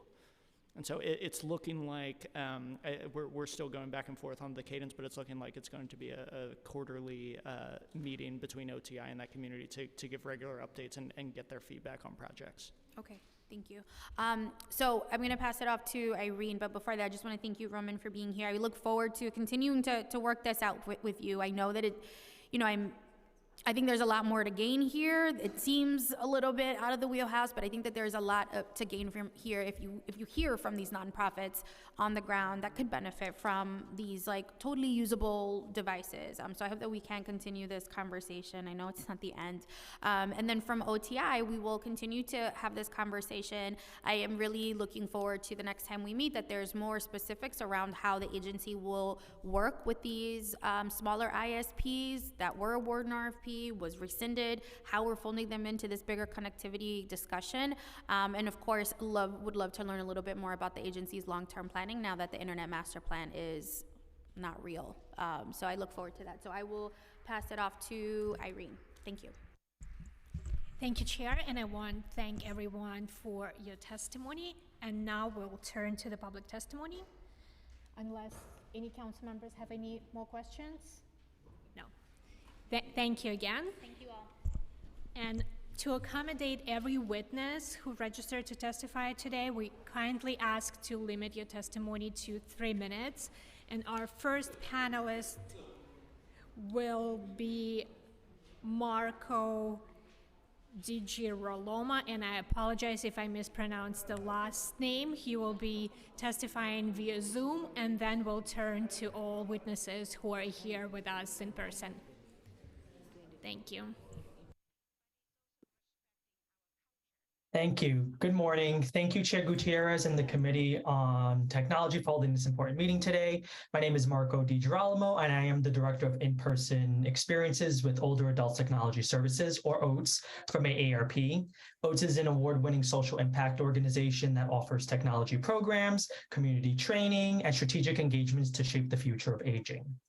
OATS is also the creator of Senior Planet, a national program that helps older adults aged 60 and over thrive in the digital world and use technology to improve their lives in 5 areas of impact, which are social engagement, financial security, civic participation, health, and creativity. OATS flagship Senior Planet Center opened in Manhattan in 2013, and in the past decade has provided older New Yorkers with a welcoming space to learn and use technology. Our center has a robust computer lab, an open seating style working space, and cutting edge technology readily available that older adults can touch and experience for themselves.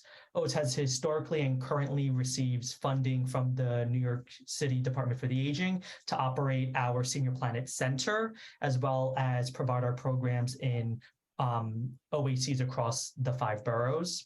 As the oversight city agency for older adult services, DIFTA plays a crucial role, sitting at the intersection of older adults and city services.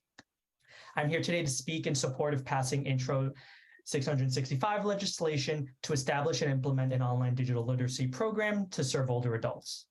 Despite our growing reliance on technology, 22 million older Americans remain on the wrong side of the digital divide. At OATS, we're on the mission to change that by working to empower older adults with the skills needed to harness the power of today's technology. Being online not only connects you to the world, it has the ability to connect older adults with answers to questions, solutions to needs, and even tools that can help them save money through price comparisons and online banking. And a recent report on our organization released with the Humana Foundation found strong evidence that technology interventions can play a significant role in driving behavioral social change for older adults, helping them combat social isolation, loneliness, and depression, all while improving the quality of their life. In a world where interactions are increasingly taking place online, giving older adults the tools to use modern technology could greatly improve their lives, giving them access to not just important resources like public health information, but to the social communities that they depend on as well. New York City is known for the strength and resilience of its diverse communities. That includes our vibrant community of older adults who deserve to thrive and benefit from today's innovative technologies. Passing Intro 665 would significantly help combat the digital divide among New York's older adults. By providing seniors the skills and knowledge to actively participate in our digital economy and to connect with the ones they love, this bill would pave an exciting and necessary way forward for New York's older adult community and in turn, the city as a whole. Thank you for this opportunity. Thank you so much. Thank you very much for your testimony, and we move to our next panelist. We'll proceed with witnesses who are here with us in person, and our first panelists are Christian Gonzalez Rivera and Brianna Patton Williams.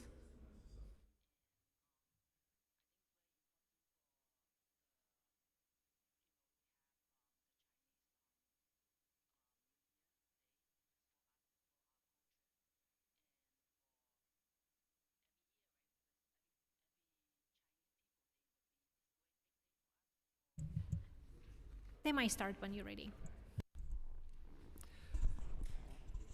Good morning, everyone. Good morning, Chair, and good morning, Council members. My name is Cristian Gonzalez Rivera, and I'm the Director of Strategic Policy Initiatives at the Brookdale Center for Healthy Aging at Hunter College. So we're a research and policy center that's based in Hunter College that focuses on older adults.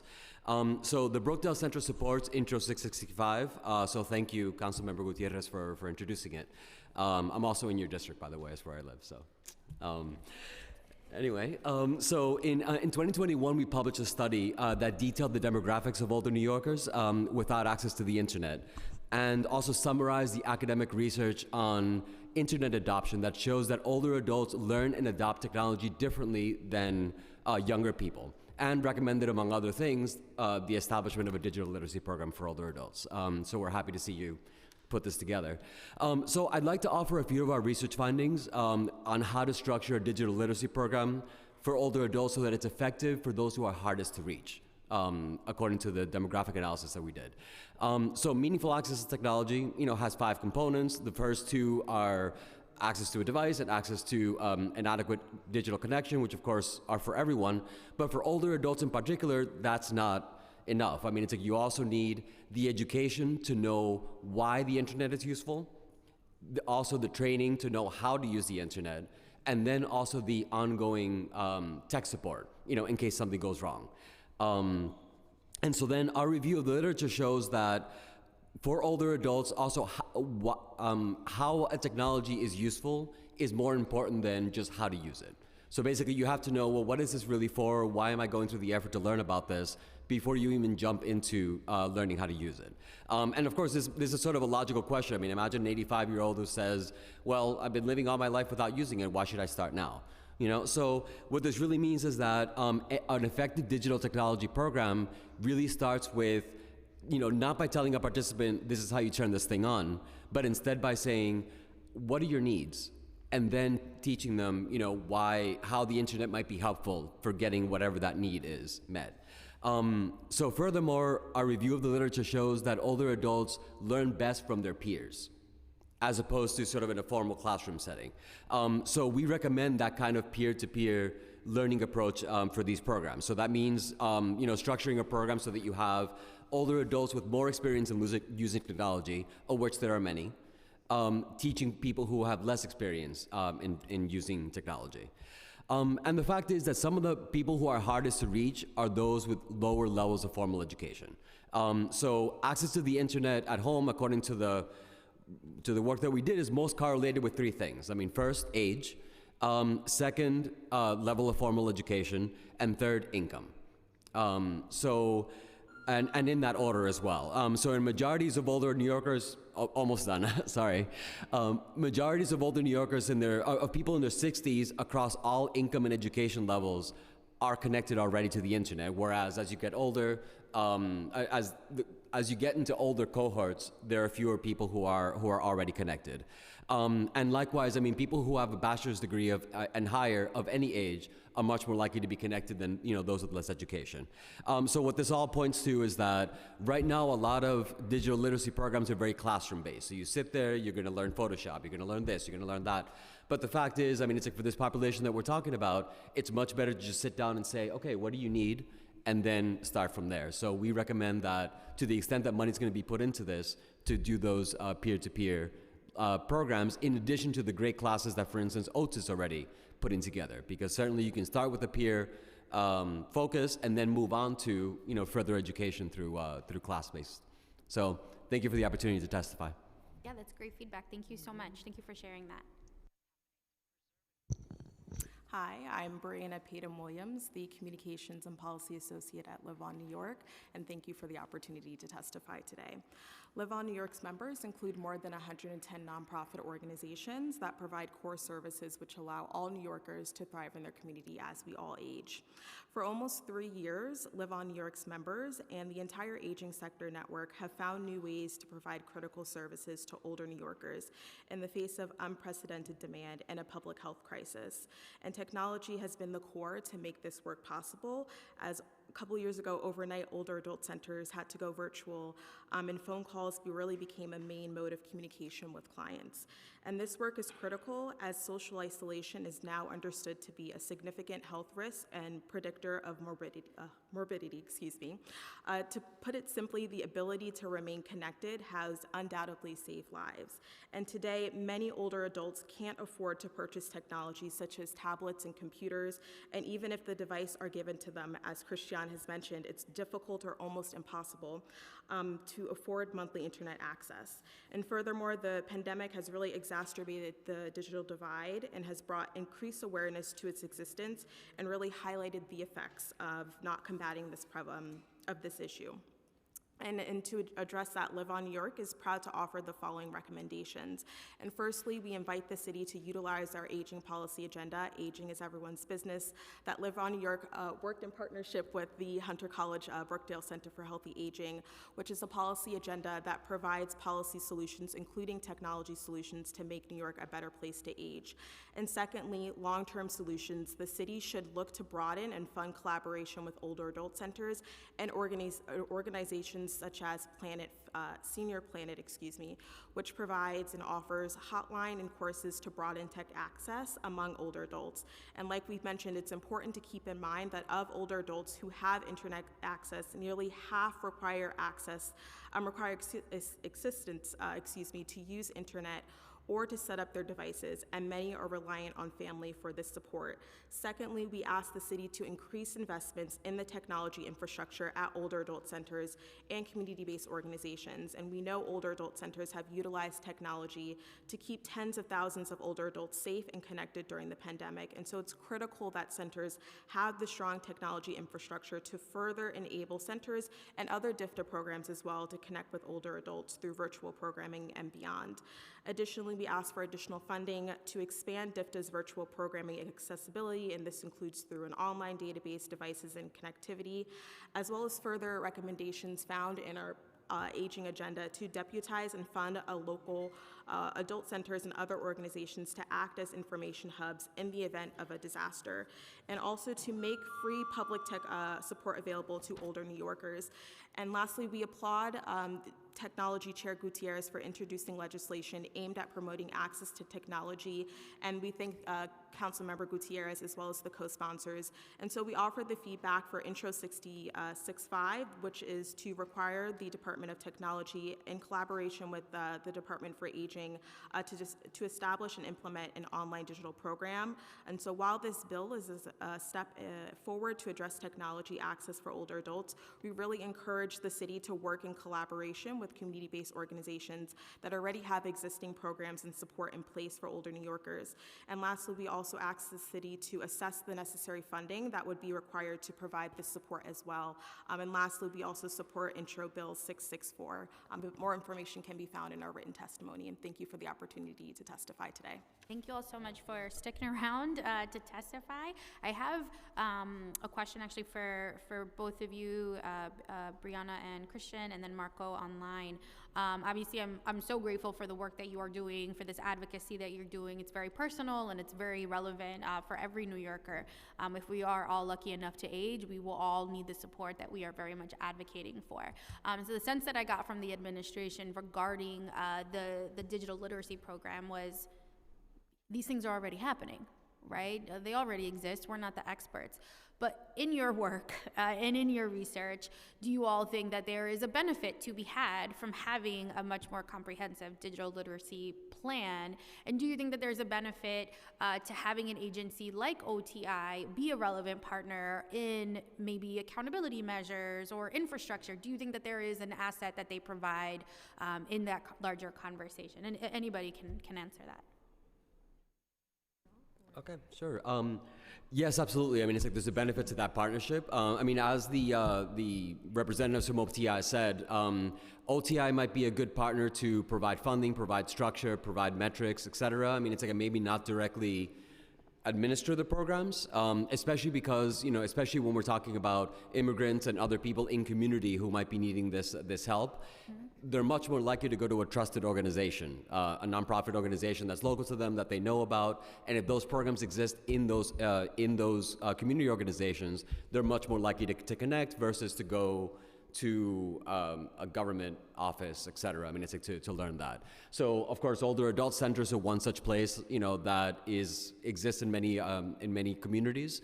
There was also the idea of opening up some public schools to do this work. Again, I mean, it's like that's done in collaboration with local nonprofits. So again, yes, they can definitely be a partner in coordination, in pushing money out to communities. But the important part is that the face of any of this program has to be at the community level. Has to be the nonprofits that are doing this work. Right. And do you all, as folks, especially Oates, doing this work in such a great way, do you think you have everything you need to connect with every single aging adult that needs this service? That we have everything we need? Well, I mean, I think you're be the person to start. I need that you to one. say it on the record. I know what the answer is, but I need you to say it on the record because I think there's a little bit of pushback on like what more we need. So yes. I mean, echoing much of what Christiana said, in that community-based organizations like older adult centers are really a trusted source for older adults in the community. And we've really seen that throughout the past 2 to 3 years throughout the pandemic with keeping older adults connected, but also recognizing, like you've mentioned, that, access to, and you as well, that access to technology is kind of like a three-prong issue of having access to the devices, having access to the support, as well as the internet broadband. But really just recognizing that we really have a strong infrastructure in place through our community-based organizations that provide much of the services and programs. And so we really welcome the collaboration, but also really recognizing much of that infrastructure exists of addressing technology access for older adults.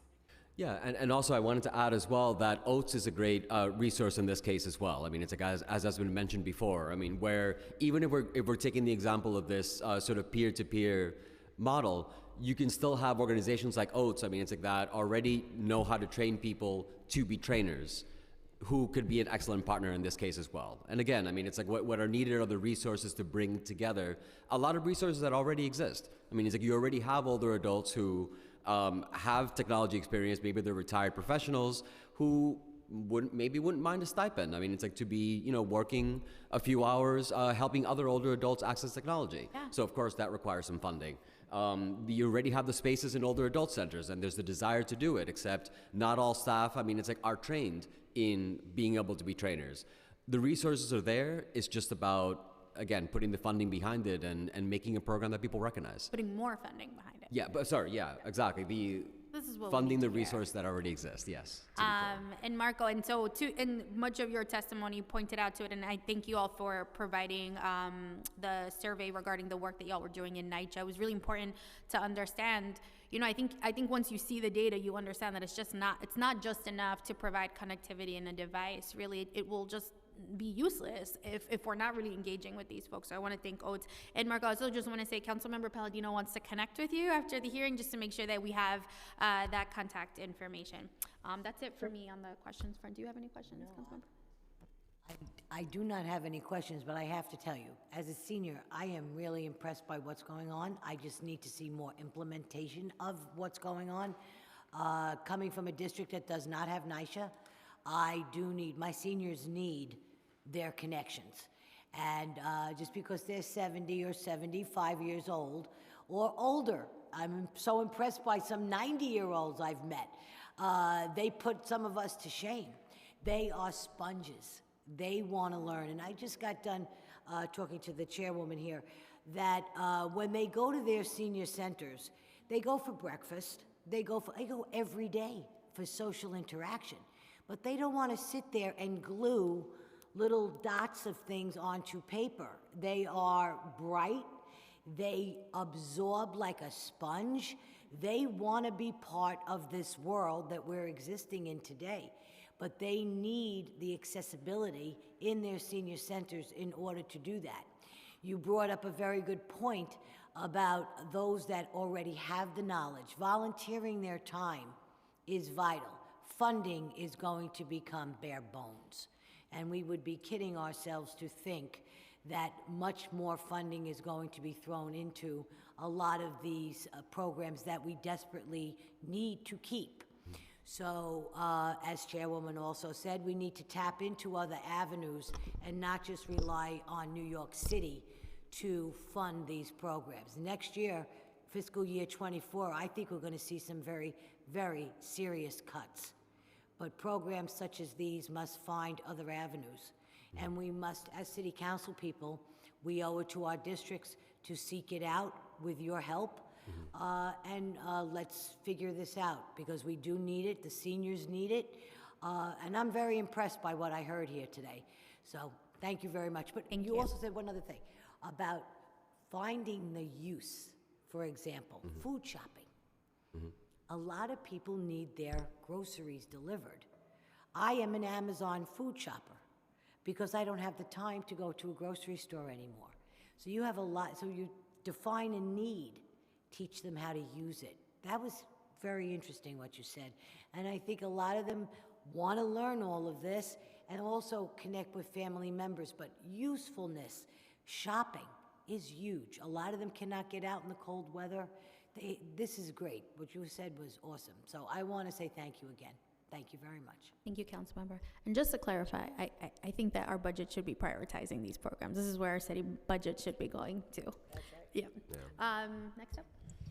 Thank you again for your testimony, and we are going to proceed with our next witnesses who are here with us in person, and then we'll resume with our witnesses who are here remotely. And our next witnesses are Michael Cohen and Jessica Ramos.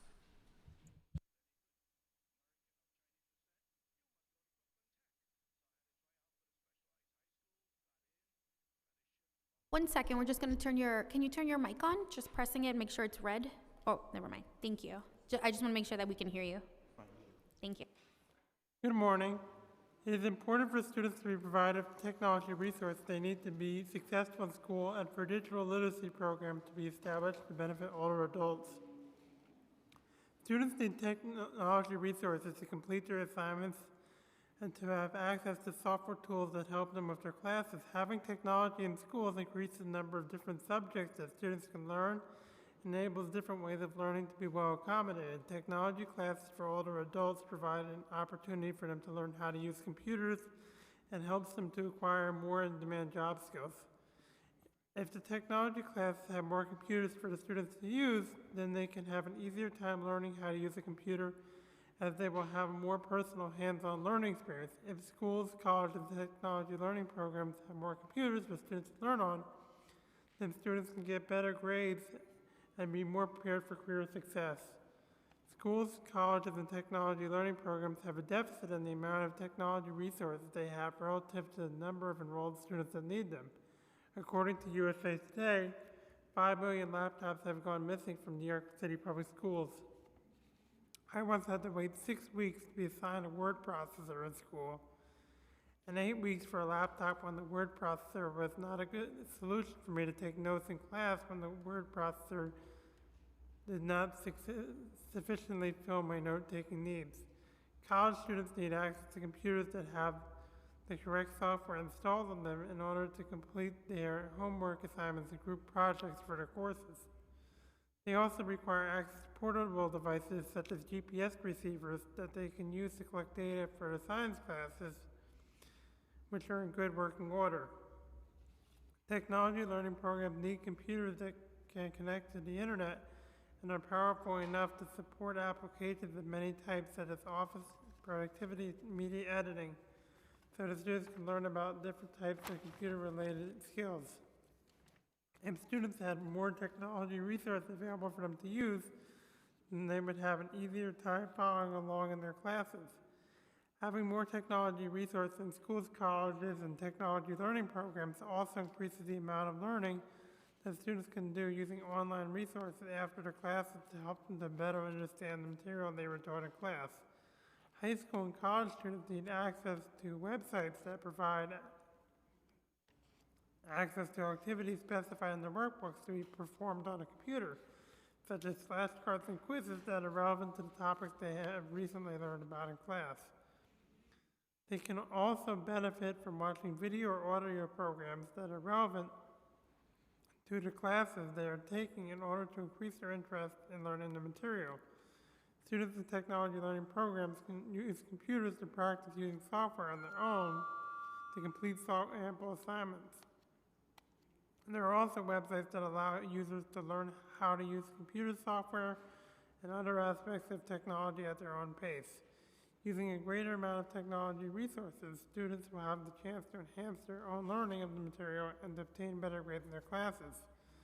Surplus technology resources from New York City government agencies can provide students with inexpensive technology resources to aid in their learning. Computers and other electronic devices that agencies are not using in their day-to-day operations could be put to good use to enrich the lives of others in order to help them become more educated and knowledgeable about an expanded number of subjects. Otherwise, surplus New York City government technology resources will remain unused while they could be better used somewhere else, and donating them will be an easy way for those resources to be redistributed to other places throughout the city. Surplus computers will also provide schools, colleges, and technology training programs a greater supply of electronics to choose from when supplying students with what they need. All of the surplus equipment will operate well enough to replace any non-working equipment that students are currently using to learn on and create more opportunities for remote learning to take place over the internet. Having a greater supply of inexpensive technology available for use by students will help schools, colleges, and technology learning programs to provide for more encouraging places to learn. Surplus technology resources should only be redistributed for educational purposes and only to public or nonprofit organizations. Organizations that do not provide educational services do not provide a sufficient benefit to the public for the use of donated computers because they will not be used to support learning. If donated equipment is not used to support learning, it will likely be used for other purposes or designated as a public computer to be used by everyone. The surplus computers and other electronics must have the software pre-installed that is required by the organizations that request the equipment. All donated computers should be given to be used in the areas of the requesting organizations where there is the greatest need for them. The computers should also be given with information about how they are to be used in other organizations. Thank you, Michael. Did you have the testimony that you wanted for me to read as well? You can give it to them if it's okay. But thank you so much for your testimony. Thank you. Jessica? Hello, and thank you for the opportunity to testify today. My name is Jessica Ramos-Catone, and I am the Director of Workforce Services for Greenwich House. Wait. I apologize. Go ahead. Sorry, Jessica.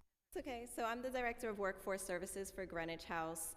Specifically, I am charged with implementing programming for older adults to either build their skills or attain work. We just opened a brand new 5,000 square foot space in Greenwich Village in order to carry out this programming.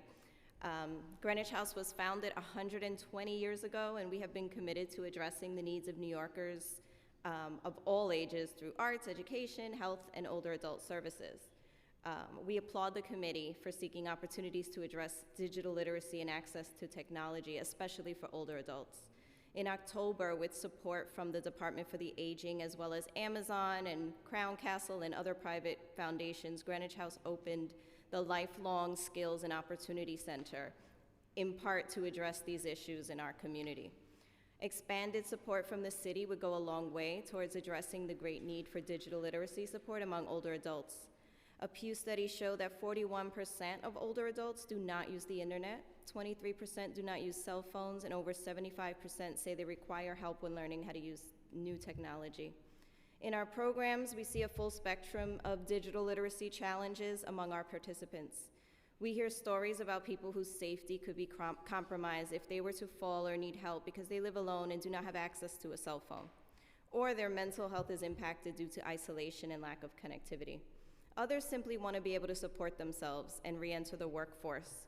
For example, One of our older adults had a successful consulting career, but she lost many customers during the pandemic, and her technology skills are outdated. She's eager to work, but has found the world of online job listings and applications to be frustrating. Despite her years of experience, she is having a hard time landing interviews. Finally, older adults often miss out on opportunities for digital connection at a time when technology has been all but ubiquitous for other age groups.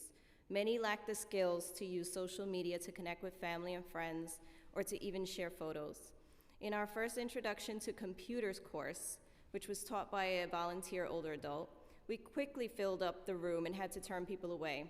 Some participants did not even know how to turn on the PC when the class began. Through our Lifelong Skills and Opportunity Center, we see a strong desire among older adults to learn these skills in a safe environment with their peers. We offer classes on everything from Zoom 101 to launching an online business, and we are planning upcoming courses like voice technology, contactless payments, and wearable technology. We urge the city to consider expanding funding for resources to ensure our older adult residents have the access to technology resources they need and want. The support we've received from DFTA has been very impactful, but we also had to secure generous funding from Amazon for the lab and the computers, and we only have 14 at this point, which is a critical tool for older adults. Right now, we rely on volunteers to run the lab. Staffing would be crucial for them to receive one-on-one support.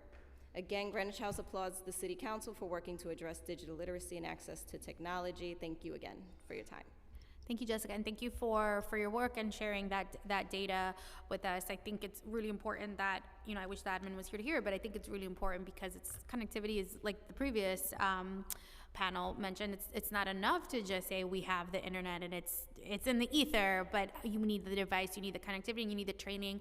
And I especially loved the stories that you shared about how it's being relayed peer to peer. I think that's also a really key piece. So obviously the goal is that we keep fighting to ensure that this work continues, but also expands and evolves with the evolving needs of our senior population. So thank you both for testifying today. Thank you. Thank you for your testimony. And now we'll turn to our witnesses who are here remotely.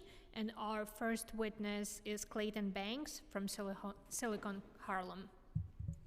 Thank you very much. And I will try to be as brief as I can be, and that's not normal for me. But good to see you, all of you, especially Gutierrez and Holden, for doing this. This committee is the most important committee in New York City. I just wanted to comment on the Big Apple Connect. Questions that I would hope that the committee will talk to OTI about, one of them being, why are they bundling broadband with TV? I'd love to know what the point of that is. If the issue is that we want to make sure everybody gets internet and we want people to be more digitally educated and things of that nature, what does TV have to do with that? So that's a question I would love for this committee to ask.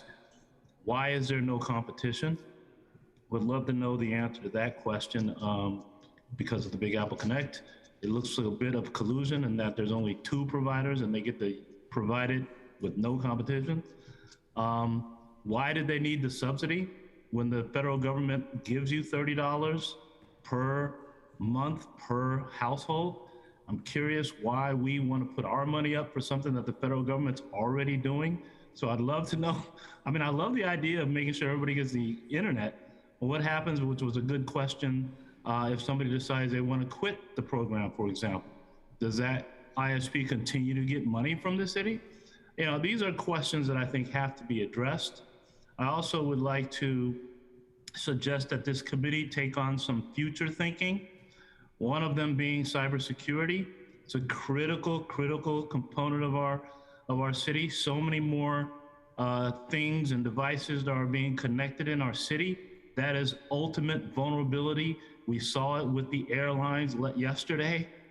This is happening everywhere, but particularly in New York, and this committee ought to put that high on the list and putting the feet to the fire of OTI and everybody else that is in this space. This is critical. But I am very concerned about how if we're gonna call ourselves the greatest city in the world, we gotta get everybody connected. And I think it also allows for a better economic opportunities to those 11 companies that were talked about, a lot of them being MWBEs, including me, Silicon Harlem. And we are the ones that are hiring people. We are the ones that are training people. It's built into what we do with seniors. I do seniors every year. And so I just think that the council should really help this OTI folks to know how much more it is when it comes to a 10-year, a 20-year, a 30-year plan, not a 3-year plan. That doesn't make any sense to me. So thank you very much. I look forward to having these conversations moving forward. Thank you so much, Mr. Banks. It's good seeing you, and absolutely agree. We need a 30-year plan, not a 3-minute plan. Thank you so much for testifying. Thank you, Mr. Banks. And our next witness is Dr. Misha Porter from the Bronx Community Foundation. Good morning, and thank you all for having me. My name is Dr. Misha Porter, and I'm the president and CEO of the Bronx Community Foundation.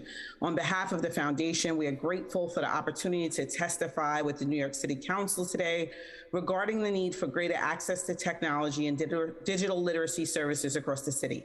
Thank you to Chairperson Jennifer Gutierrez and all members of the committee for calling this hearing today, facilitating this important discussion.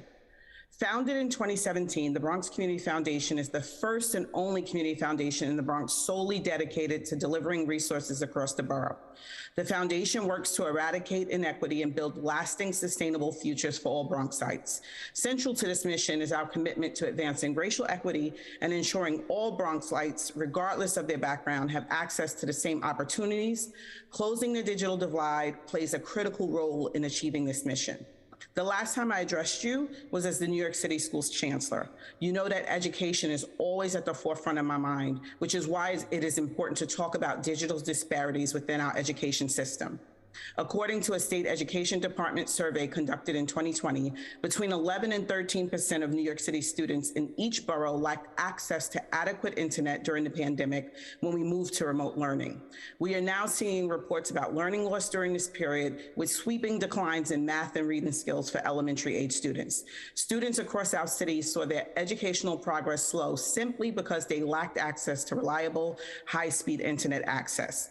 As this one impact from the pandemic demonstrates, accessing technology and digital literacy is not just a privilege. It is an essential right to providing quality, equity, education, and equity throughout our lives, from education to healthcare to employment.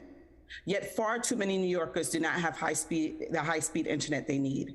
According to 2020 census data, 28% of all New Yorkers lacked high-speed internet access, with 18% not having access at all. Internet access is even more limited for Black, Hispanic, low-income, and senior households, with over a third of Black or Hispanic New Yorkers lacking access and nearly half of low-income and senior households without a broadband connection. Digital disparities are especially prevalent in my home borough of the Bronx, where 38% of our households are without a broadband subscription, the highest percentage across all 5 boroughs. In some neighborhoods like Melrose and Mott Haven, 45% of households do not have reliable internet. Broadband subscription costs place a financial burden on low-income families who might need to spend as much as 10% of their monthly income on these services. Between housing costs, food, and healthcare, digital services may not be the immediate priority. We need to do better. The answer is to find alternative ways to provide internet access through the public and private sectors. The Bronx Community Foundation has been working to build new and support existing initiatives to solve the city's digital equity challenges. In 2021, the foundation gathered over 30 organizations to form the Bronx Digital Equity Coalition, a first of its kind initiative in New York City. The mission of the coalition is to address the digital inequity in our community and to bring about real change and growth through grants, volunteers, donations, and hard work. The coalition has provided digital resources and services to residents during the height of the pandemic. Together, we delivered laptops and other hardware, funding for digital services, and other resources to Bronxites in need.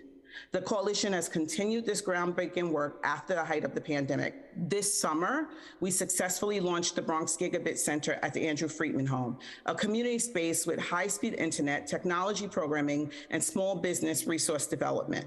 Powered by New York's Link NYC public Wi-Fi network, the center provides access to devices, workstations, and the internet. The center also provides digital literacy training and other services to Bronx residents.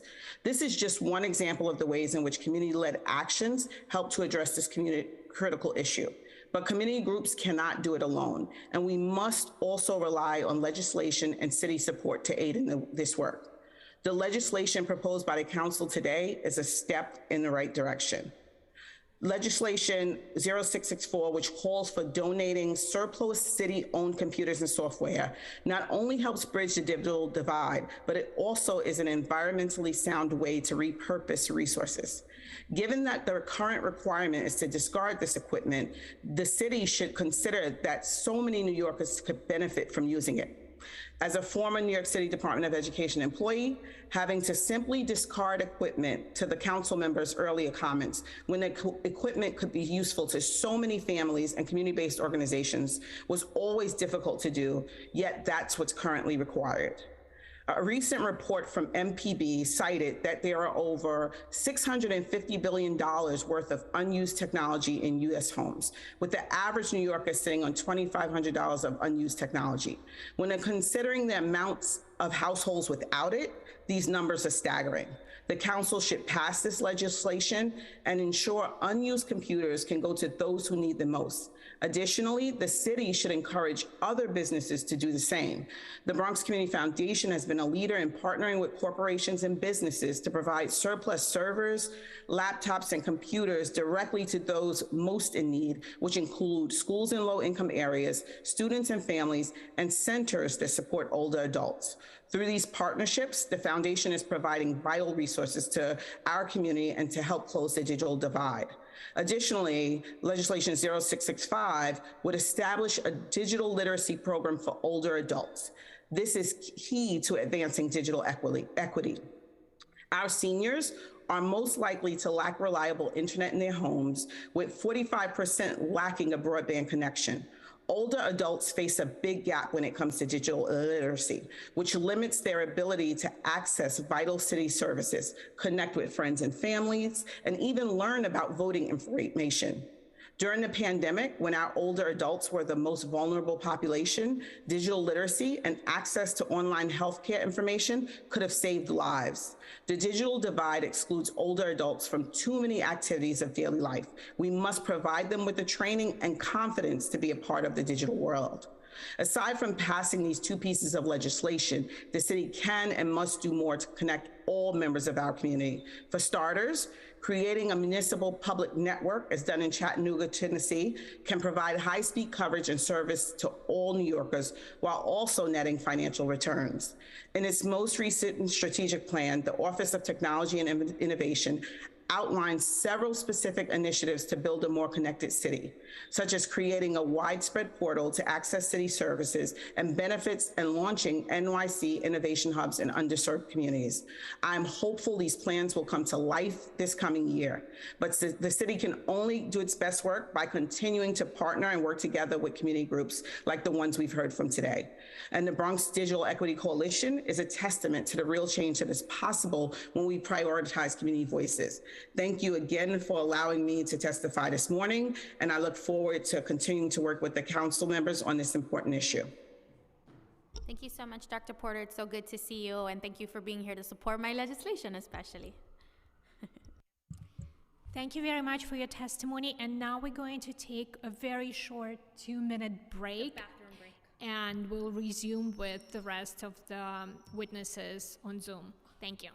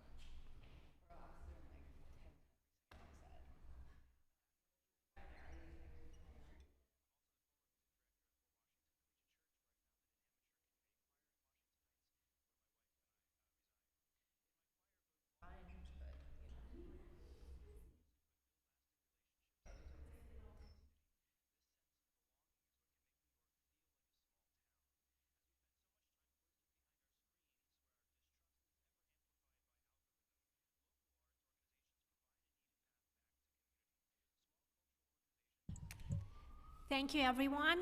We are resuming our hearing, and our next panelist is Elaine Robert. Hello. Good afternoon, everyone. Good afternoon, especially Chair Gutierrez, council members, and staff. I'm Elaine Roberts, Director for ESOL Programs for Catholic Charities Community Services. Thank you for the opportunity to testify before you today, and thank you for bringing attention to this critical issue. Digital literacy is a vital life skill for all New Yorkers, especially the adult literacy learners that we serve, a group that includes many older adults. Catholic Charities works in communities across New York City. We are grounded in a belief in the dignity of each person and in a commitment to build a just and compassionate society, especially for the most vulnerable. Right now, with funding from the city, we're operating a navigation center in Midtown to support asylum seekers arriving from the southern border. And as part of the city's Ukrainian response team, we're supporting families arriving from Ukraine. For the past 10 years, Catholic Charities has offered ESOL and digital literacy programming for adult learners. We also work very closely with other adult literacy programs throughout the city as a member of the New York City Coalition for Adult Literacy, NYCAL. NYCAL is a group of adult literacy teachers, managers, students, allies from community-based organizations, CUNY campuses, library programs. Sorry. And we all work together to advocate for high quality, comprehensive, and accessible educational services for adults.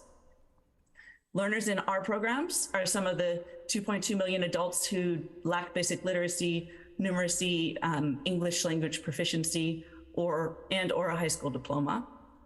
Many of these same learners also lack digital literacy skills. These skills help learners use technology to search for, create, share information, communicate with others, and it requires the technical skills and also the ability to think about the processes. Adults with these skills can participate in their communities more easily. They're better informed, they can talk with, work with others, including family and friends more easily, and very importantly, they're more aware of how to keep their personal information safe. Although digital literacy has been a part of our programming since before the pandemic, it became much more important in the past 3 years. As we continue to recover from COVID, programs around the city have begun to work more intentionally on promoting digital inclusion. So ensuring everyone has access to the resources and the activities that they need to use technology, and also digital equity, which is creating a condition for all members in the community to fully participate and to access the services. Time expired. We applaud the support for digital literacy from the City Council. As part of the city's recovery plan, the council made critical investments in adult literacy education these past 2 years, and that has directly supported digital literacy instruction. This City Council Adult Literacy Pilot Project supported Catholic Charities and 18 other community-based organizations that collectively we received $2.5 million in additional funding to provide support for students inside and outside the classrooms. And that additional funding led directly in almost all cases to digital literacy programming. 84% of the programs participating in that pilot used that additional funding to improve digital literacy instruction and to integrate better digital literacy skills into our work. Several of the programs developed curricula and supported their students outside the classroom by helping them access online banking and telehealth. In our own digital literacy program at Catholic Charities, we create a safe space where students can improve their technology skills and, most importantly, feel more confident about using these skills in their daily lives. So for many of our students, that includes connecting with family members in other countries. Some of the topics we teach: Zoom, email, Google Drive, and digital security. And to further bridge the digital divide, we established a digital lending library of data-enabled tablets. Students in our program have shared comments. Some of them we like the confidence we have now, and we have lost our fear of technology. Another student shared, thank you for taking the time to teach us things so we can compete in today's world. And finally, we had another student who's working as a home health attendant who shared, now I can look up information that I need for my use and also for my patients in my work. As we continue to use digital skills for more aspects of our daily lives and work, the city must ensure that all New Yorkers have access to the digital skills that they need to be active, engaged, and productive members of their communities.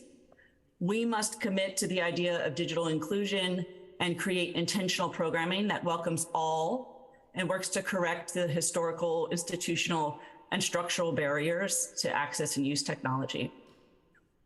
This work is being done across the country. The Federal Infrastructure Investment and Jobs Act and the Digital Equity Act, passed in 2021, explicitly mention the importance of digital inclusion and digital equity. We applaud the Council's ongoing support for digital equity for all and the new proposal to provide digital literacy programming for older adults, the Intro 665. We in the adult literacy community are well positioned to be reliable and trusted partners in this work. Our programs are already serve communities throughout the city that are in great need of digital literacy skills, including low-income individuals, people of color, people with a low level of literacy, and aging communities. Our programs are based throughout the 5 boroughs, and we are trusted partners for residents in these neighborhoods. Investing in digital literacy, especially for adults, results in social, economic, and health benefits for individuals and for the city. And New Yorkers with digital skills can better navigate healthcare, support their children and their grandchildren in education, advocate for their own rights, and participate more fully in democracy. Thank you. Thank you, Elaine. Thank you very much for your testimony. We'll continue with our next witnesses, and we kindly ask to accommodate everyone to limit your testimony to 3 minutes. And our next witness is Katie Rodman. I'm sorry if I mispronounced the last name. Good afternoon, Chair Gutierrez and members of the Committee on Technology. My name is Kitty Ruderman, and I'm a volunteer with AARP New York. I'm here on behalf of AARP New York's 750,000 New York City members to voice support for Intro 664 and Intro 665, which would ensure that older New Yorkers have access to the technology that will support them in living independent, safe, healthy, and happy lives. Access to technology can be a lifeline, opening connections to online banking, healthcare, ordering groceries, and to education and job opportunities, and keeping us connected to family and friends. Unfortunately, too many older adults do not have access to all the tools they need to be digitally connected. It's a persistent problem AARP New York has raised. During the pandemic, internet access became critical for us all, but especially us older adults. It allows us to connect with family and friends to reduce social isolation. It also became key to seeing doctors when such visits couldn't happen in person. Intro 664, which would provide individuals and organizations with computer equipment and software, is the first step to access, particularly for low-income people who cannot afford such technology. Intro 665, which would establish and implement an online digital literacy program, is the second step in ensuring older adults can navigate the digital world easily and safely. Studies have found that participation in a technology learning program is associated with older adults reporting better health and less depression and loneliness. But to be most effective, digital literacy programs should be taught by experts, and we hope that any programs will be led by experts in the field. The final step in providing technological access to older adults is providing reliable broadband and high-speed internet access. Without it, all the equipment and instruction in the world is useless. AARP New York has long advocated for broadband access for all, and we hope to see movement on that front soon. According to a study by the Older Adults Technology Services, OATS, an affiliate of AARP, 22 million U.S. seniors lack broadband internet access at home. OATS estimates that only 61% of New York State residents over 65 subscribe to high-speed internet at home, compared to 78% of younger New Yorkers. By this measure, New York State ranks 35th in the nation for ensuring digital equity. The legislation that has been proposed would open the door to technology for many older New Yorkers. Time expired. Still, we must go further to provide broadband access that would open an entire world for low-income older New Yorkers who are currently left out. Thank you. Thank you. Thank you so much for your testimony. Our next witness is Tiffany Rogers. Good afternoon, council members. My name is Tiffany Rogers. I am a program manager at Encore Community Services, a nonprofit organization serving older adults on Manhattan's West Side. Our flagship physical older adult centers are located in the theater district. However, I am specifically responsible for overseeing our remote online programming. Like many other nonprofits, during the pandemic, we shifted our suite of classes and programming online. As we prepared to shift back to in-person operations, we found that a collection of older adults were not ready to come back. For some, this was due to COVID risks. For others, their health had reached a point that made it difficult to attend in-person programs, and some just found it easier to fit an online program into their routine. Additionally, we found that with online programming, we were able to include homebound older adults who had previously been missing access to education, fitness, and community connections. As our physical center was reopening and getting back into full swing, we understood that we still needed to meet the need of connecting virtually. That's why in June 2022, we launched Encore Unlimited, our virtual senior center. We now offer a wide range of online meetings and classes each week, including art therapy, a class that utilizes simple art projects to work through feelings of depression, grief, loss, and more. In addition, we offer classes like yoga, Zumba, chair exercises, cooking workshops, and health lectures relevant to older adults. Over the past several months, we have gained a steady number of regular members and plan to continue this model indefinitely. Our experience with online programming is why Encore Community Services is supportive of the council's effort to increase digital literacy for older adults. We see every day the power and potential of digital tools to prevent social isolation. While of course there are some elements of in-person engagement that can't be replicated online, the reality is that many older adults cannot make it to in-person events. They might be experiencing mobility or cognitive challenges that make leaving the house difficult and or unsafe.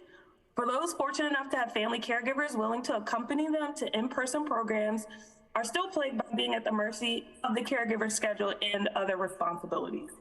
Virtual senior centers and related programming can reduce barriers and fill the gaps for social engagement for many. I hear every day from members who find so much value in their online experiences. One member who frequently comes to our art therapy class was asked about her plans this past holiday and told the group that art class was her plan for the holiday. It was her main interaction, the thing that she had been looking forward to. Though there are so many stories like this, the benefits are not just anecdotal. Research and the pandemic clearly shows that social connections are imperative to sustaining physical and mental health as we age. But there are barriers to making this model work. Older adults may not be immediately familiar with the tools many of us use in the workplace, like Zoom. They're able to learn, but it might take longer or a few tries, and they may need someone to patiently walk them through it. Financially, they may not have access to the devices they need at home or access to the internet. We have also found that just offering online programming is not enough. I do significant outreach to find prospective Encore Unlimited members, and then we support those members with phone and mail communications. In addition to sending emails, our teams make phone calls to check in with members and see how they're doing. If any of our classes require supplies outside of the Zoom application, we mail members what they need and follow up to ensure that they have received them. It requires a robust effort to make this model work, but it is immensely worth it when you hear and see the impact it has on someone's quality of life. On behalf of Encore Community Services, I encourage the committee to move forward any and all efforts to improve digital literacy and reduce barriers to online connection for older adults. Thank you, council members, for your time today. Thank you so much, Stephanie. Thank you so much. And our next witness is Christina Cialo. Hi, yes, good afternoon, Chairperson Gutierrez and members of the Committee on Technology. My name is Christina Chiolo. I'm the Executive Director of Power My Learning's New York City region. Our organization is a nonprofit organization that is now nationwide, but was founded in 1999 right here in New York City. Power My Learning's mission is to advance educational equity by activating the power of collaboration between teachers, students, and families. We do this by first approaching family engagement as a triangle of learning relationships in which students, teachers, and families achieve educational success by working as a team. Secondly, by using technology as a connecting force in which students, teachers, and families are pulled closer together by technology, which removes barriers while encouraging face-to-face interactions. And thirdly, by activating the emotional power of learning with someone who really knows you. And this is when students, teachers, and families learn with each other through personal and real-life experiences. As an organization that started and spent many years providing computer equipment to students and their families, we're in full support of Intro 664 that would require DCAS to donate surplus city-owned computers, computer software, and computer equipment to public and private institutions for secular educational use and to not-for-profit institutions for use by individuals with disabilities, senior citizens, or low-income individuals. This legislation would help bridge the digital divide that still exists using valuable resources. Today, Power My Learning partners with elementary and middle schools in under-resourced communities across the city to provide professional development for teachers, family engagement services, and our digital learning tool, Family Playlists. Family Playlists are hands-on weekly extension math activities that are assigned by teachers and completed by students alongside their families. These leverage technology and were designed with equity in mind, so they're delivered via text message in over 100 languages. They include videos in English and Spanish, use materials commonly found at home, and are aligned with the district's math curriculum. Our programs improve student learning outcomes while also strengthening social emotional learning skills. We commend Chairperson Gutierrez and the entire committee for bringing forward legislation that addresses the digital divide across diverse communities in New York City, and look forward to continuing to work with the Council and the Department of Education, schools throughout the city. Thank you very much. I appreciate your time and attention. Thank you so much. Thank you. Our next and final witness is Linda Brill.